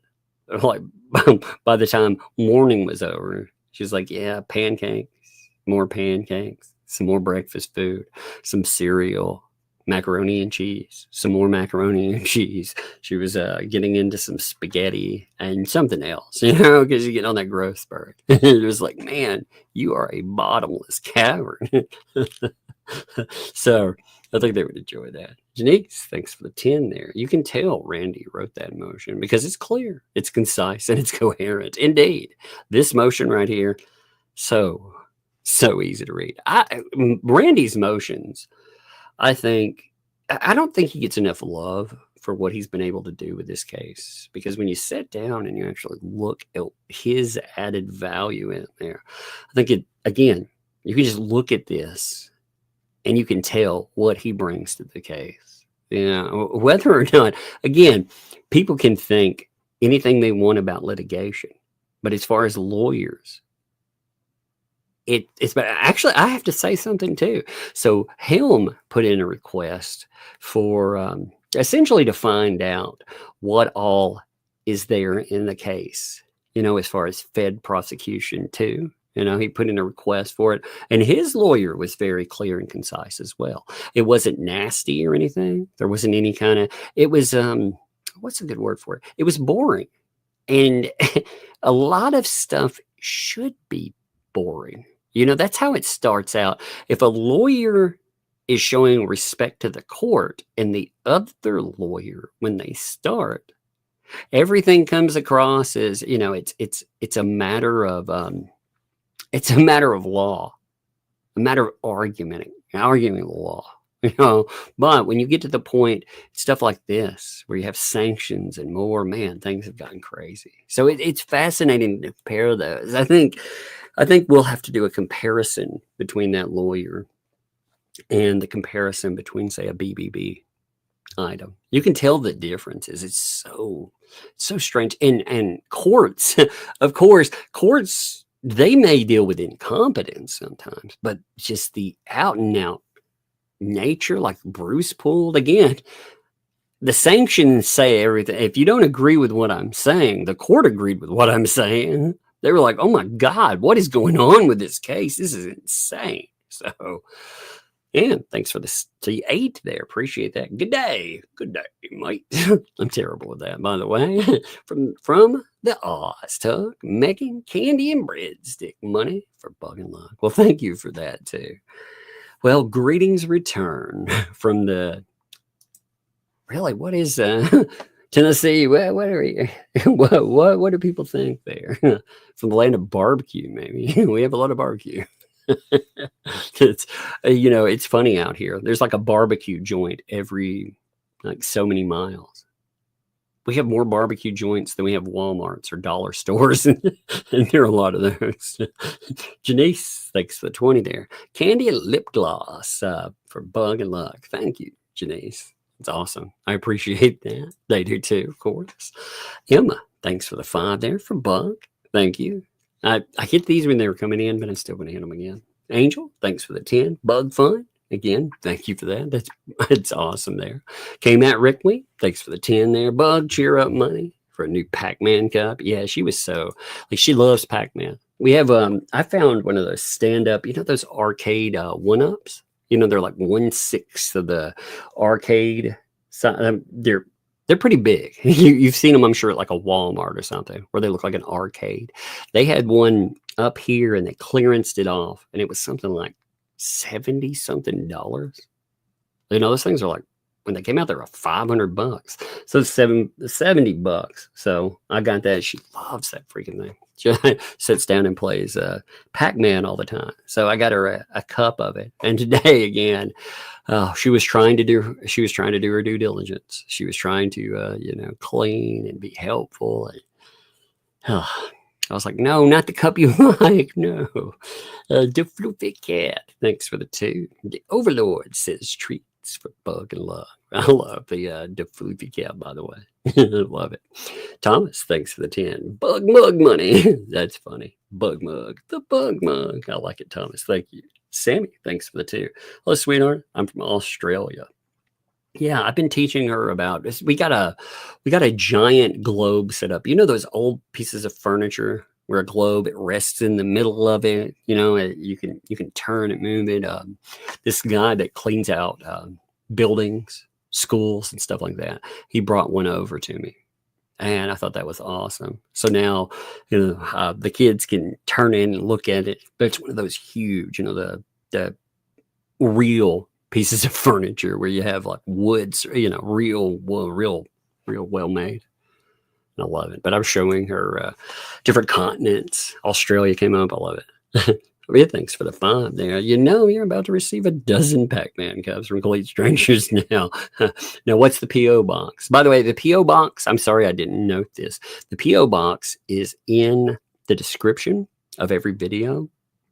I have trouble copying and pasting here. If somebody could copy paste that would be helpful if somebody wants to. But always remember, it is in the description too. It is one of the links down through there. So it does note it. I took people where they were saying, hey, I can't find it, put it in there. Hey, Connie, thanks for the $3 super sticker.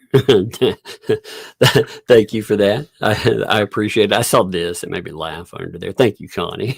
I saw Just JF. Thanks for that. Thanks for plucking me from obscurity with my below 50 IQ to AstroTurf. Any idea what my next assignment is going to be? I'm so curious. Please choose something fun. Yeah, it's been funny watching Darth Touch go after Just J Hip and everybody associated with these folks. It's funny. Like they've been writing, you can tell that they've gotten under skin, and the articles are hilarious. Oh, it's so funny. Love it. Laura B, thanks for the 29 months. Bug, keeping you awake and ready for everything. Yes, indeed. And that is exactly how it goes. She does. It's funny too. Smitty, thanks for the 3 there. Got an A in Dr. Seuss letter writing school. Exactly. A fee to agree? There's not a whether or not, you see.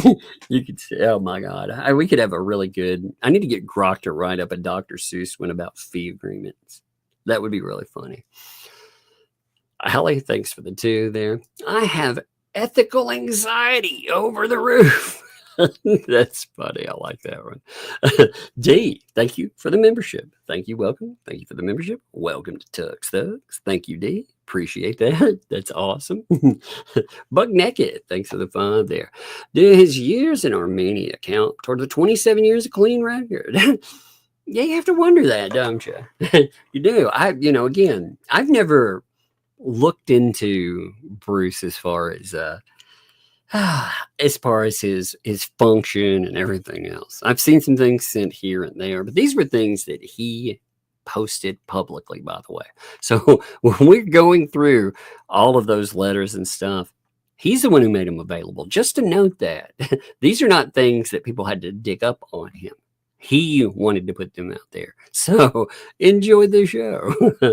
Bug Naked, thanks for the 5 there. Oh, I caught that, but thank you again, Bug Naked. Appreciate that. Whitney, thanks for the membership. Thank you. Welcome. Thank you for the membership. Welcome to Tugs Thugs. Thank you, Whitney. Appreciate that too. Bug Naked also dropped another 2 there. I reckon he was a pig farmer in Armenia. Maybe. Actually, you notice he said, we're at the summer home of, well, doesn't belong to me. I thought that was fascinating. Angel, thanks for the 5. Bug, we'll be getting some Pac-Man mugs. 417 from Nana Angel. That's awesome. You definitely enjoy that. I mean, again, that is, I never thought she would be so obsessed with Pac-Man. A game that old, but she loves it. Bonnie, thanks for the 2. Fingers make safe. Yep.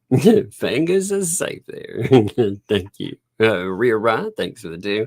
I'm actually suffering from secondhand embarrassment. I know. I understand. Sometimes when I'm reading those, I'm like, oh my, cringy. Oh my, judge. Like I said the other day, people don't like Jesus wept sometimes, so I think I'm going to keep going with judges wept. Judges wept. Lawyers wept too. Elephant, thanks for the 2 there. This is the worst soap opera ever. I know. It's so crazy, isn't it? James, thanks for the 2. Yes, indeed. Megan's getting clipped. Blame Jeremy. I know, man. Jeremy, how did you let Megan say that? It's terrible. Carol, thanks for the 2. Is this for real? BBB is a slush bucket. Yes, it is indeed. The walnut trees, all of that. It is indeed real. All of it was very real. So when you look at that, it is archived, by the way. Actually, Here you go. Give me 1 second. I'm going to put this in the chat. So this is the archive of that. If you are so inclined, you may pick up that article and check it out yourself. I archived it so it doesn't have all of the other useless garbage that was attached to it too, just to say. So that way, it doesn't shut your computer down from all the freaking ads that pop up. Paisley Chicken, thanks for the 5. I agree with you, Megan. Annie Bam seems to have forgot that we're in the US of A, and she has got to realize the adverse verdict will be appealed. Brady? Oh, indeed. Some judges don't care. There are terrible judges out there for sure. But, even some judges, they make mistakes and more. The thing is, like with Bruce, like I hate that Bruce makes me agree with the system sometimes too, because Bruce seems to think everything he runs across that even remotely disagrees with him. Remember, we're not like when we're reading these emails. Remember, Bruce pulled the same thing with a judge that said, "Hey, Gainesville to Gainesville, you're in the same place." It's like, well, actually, he argues with every decision, everything, and look how that case spun out. Sandra, thank you for the gifted membership there. Thank you, Sandra D. Appreciate that. Breadstick hair money. Thank you. Gamer Jacket, thanks for the 2. Now, BBB theme is dirty deeds done dirt cheap. Yeah, dude. I can see that for sure. That works. That works. Rhea Rise said, thanks for the 5. Gamer Jacket, thanks. Dirty deeds done dirt cheap was more like him. I think that's his office phone and the old music. That would be really funny. That actually would be if you call in and that's what you get. God, I'd laugh. Lisa, thanks for the 5. In Ohio, we have Houston, spelled Houston, and Versailles, or Versailles, spelled Versailles. That's how we spot them if they're foreigners. That's funny. Well, we have, like I said, we have a street. It's right in the middle of Nashville, and it's Demumbrian, and you can tell people who are from here, they don't say it partly because people know who the Demumbrians were, but people come from the outside. It's really funny. It's like demon brewing. I love it. I do. And, it does sound like, as a little kid, if I were sounding things out, that's exactly how I would pronounce it too. Carol, thanks for the 5. He told this whole story on the fleas one night. I guess he didn't lie. Yeah, he kind of left out some crazy, though, I think. Like the fact that, again, they put in all those letter exhibits. When you think about it, you've got this council looking into you, and they find you so annoying to deal with, and worse, I'm guessing that they say any communication that you have now has to be in writing. No phone calls, none of that stuff, in writing. They want a record of it. That's fascinating to me. Oh, thanks for the 2 there. Bedtime money. LOL. Indeed. You are 100% on that. Elephant, thanks for the 2. Vortex, Steve fall into Lori Vallis portal. No, he fell into the crystal cave. He was like, oh no, look, it's oh gross. What is this to help me? That's what it was. That's the wrong portal. Lisa, thanks for the 10. BBB is like the lawyers who cry about access to justice, CLEs, because they have daughters, wives, black friends, etc. His own giant fallacy blocks out the sun and logic. Can't accept that he's not a hero. Yeah, indeed. Like, it's fascinating. I mean, again, you hear people talk about how they think that, everybody thinks they're the hero of their story. Well, he thinks he's the hero of every story. That's how it comes across. Everything he talks about, he's like, hey, I am the hero here. And that, to me, that's fascinating. Give me 1 minute. I'm going to set up my redirect real quick. I see Shizzy out there. Give me 1 second. I want to go ahead and do this because I said I love Shizzy. Shizzy's good people. You know, he's always fun. Actually, Shizzy's just good people, period. Yamaha is funny too. So I appreciate both of them. Their coverage with letters has been hilarious. Like I was like, man, I've got to look some of that stuff over. You know, when they were reading, so I was like, oh my God, these are hilarious. So I'm definitely going to redirect you all in just a few minutes. Who's your daddy? Who's your daddy? I love that, by the way. Thanks for the 2 there, Tug. Make a shirt that says, don't be a Bruce. Put an eggplant on it. That's what I need to do. I need a shirt that says, put an eggplant on it too. No. SF, thanks for the vibe there. New song, Leaving to Armenia, in the style of leaving on a jet plane. That's funny. Also, I thought I was going to die during Shizzy's show last night. It was funny. Again, redirect, you definitely need to watch. Watch last night too. If you missed it, it was good. It was really funny. Wonder dropped a gifted membership there and dropped another one too. Wonder. Appreciate that. Dropped 2 in there. Thank you, Wonder. Janice, thanks for the 10. I can't believe the CT bar has gone on this long. It'd be funny if his Massachusetts license is by subsidiary to his Connecticut license and is voided after his Connecticut license is revoked. I don't know where everything's setting with all of that, by the way. I just find it funny and fascinating that in Florida, look at the can of worms he opened there. And I mean, it's bad. He can't argue. Again, he decided, you know, it's fascinating. It feels like an admission of guilt too. He just decided to shirk. Florida, he was like, I'm not even going to show up for this stuff. I'm not even going to go there. So really think about that too. You think about the difference between this. When he has this minor instance by his description, by DUI's description and more, look at what he did there versus when he has what seems like a major issue in Florida, he doesn't even show up. That's crazy. Rat's ass. Thanks for the 2. Who is Doug? We need Doug. What's his last name? Well, he put in his name in there, by the way. So he's also, like I said, he's included them with emails attached to other stuff. Because I think Shizzy ended up, Bruce asked him to reply to something. That needs to be read again. We need Shizzy to read that one again because that one was hilarious. I couldn't believe Bruce invited him to write these folks. It was great. Bug Naked, thanks for the 5. BBB will appeal since the judge didn't apply the Americans with Disabilities Act in his favor. That's it. That's how he's going to go, right? Janice, thanks for the 10. Megan, you were sent by Melissa the list of motions filed by Randy and Deuce. I told you wrong. The Deuce filed 49. It was 29 to Randy's 11 motion. Good Lord. Like, that's wild. So it's 29 to 11. Give me a second. I'm clipping that. 1 minute.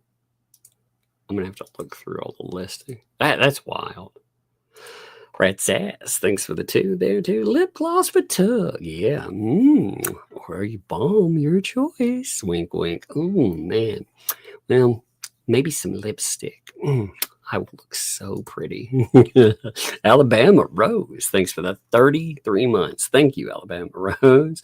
Love the Tug and his love bugs. Indeed. They are cuties. They are funny.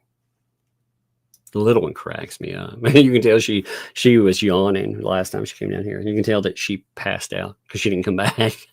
So I'll go after this and, I'll check on her, like I said, tuck her in. She's probably laying down with her sissy. She likes to, her sister was probably already falling asleep. As they were cleaning house and doing all kinds of stuff today. Yeah.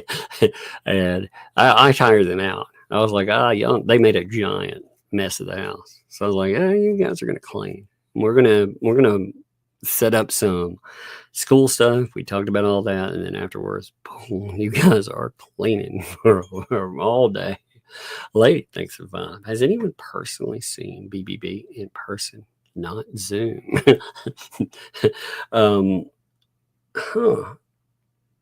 Well, I mean, That's an interesting question. I don't know. Maybe he's one of those puppets. Maybe that's why he got mad about the puppet sticks. Because he was like, those are my people. Those are my people. 1 minute. Let me check something else out here. So, so PayPal, we had from Charles. Thank you, Charles. There, sent a 20 computer money. Thank you, Charles. I appreciate you, my friend. And I keep thinking there was something else, you know? I cannot remember. No, I think that's it. All right. Well, tomorrow I'm sure we will be on Megalodonus's show. And then, yeah, we'll see. We'll probably go back to how I'm thinking who knows what we'll do tomorrow there. I mean, we were going to do some Shara stuff for sure, and we've got to go through that. But who knows what else is coming up? There's so much stuff out there. Again, there's a lot of things that are just sitting out there that are amazing. This is amazing. And it's chewing up our free month, by the way. All right, but I'm letting you go here, okay? You folks, I appreciate you. I'm sending you over to Shizzy, Raid Shizzy, tell him you love that dude. And, of course, we will see you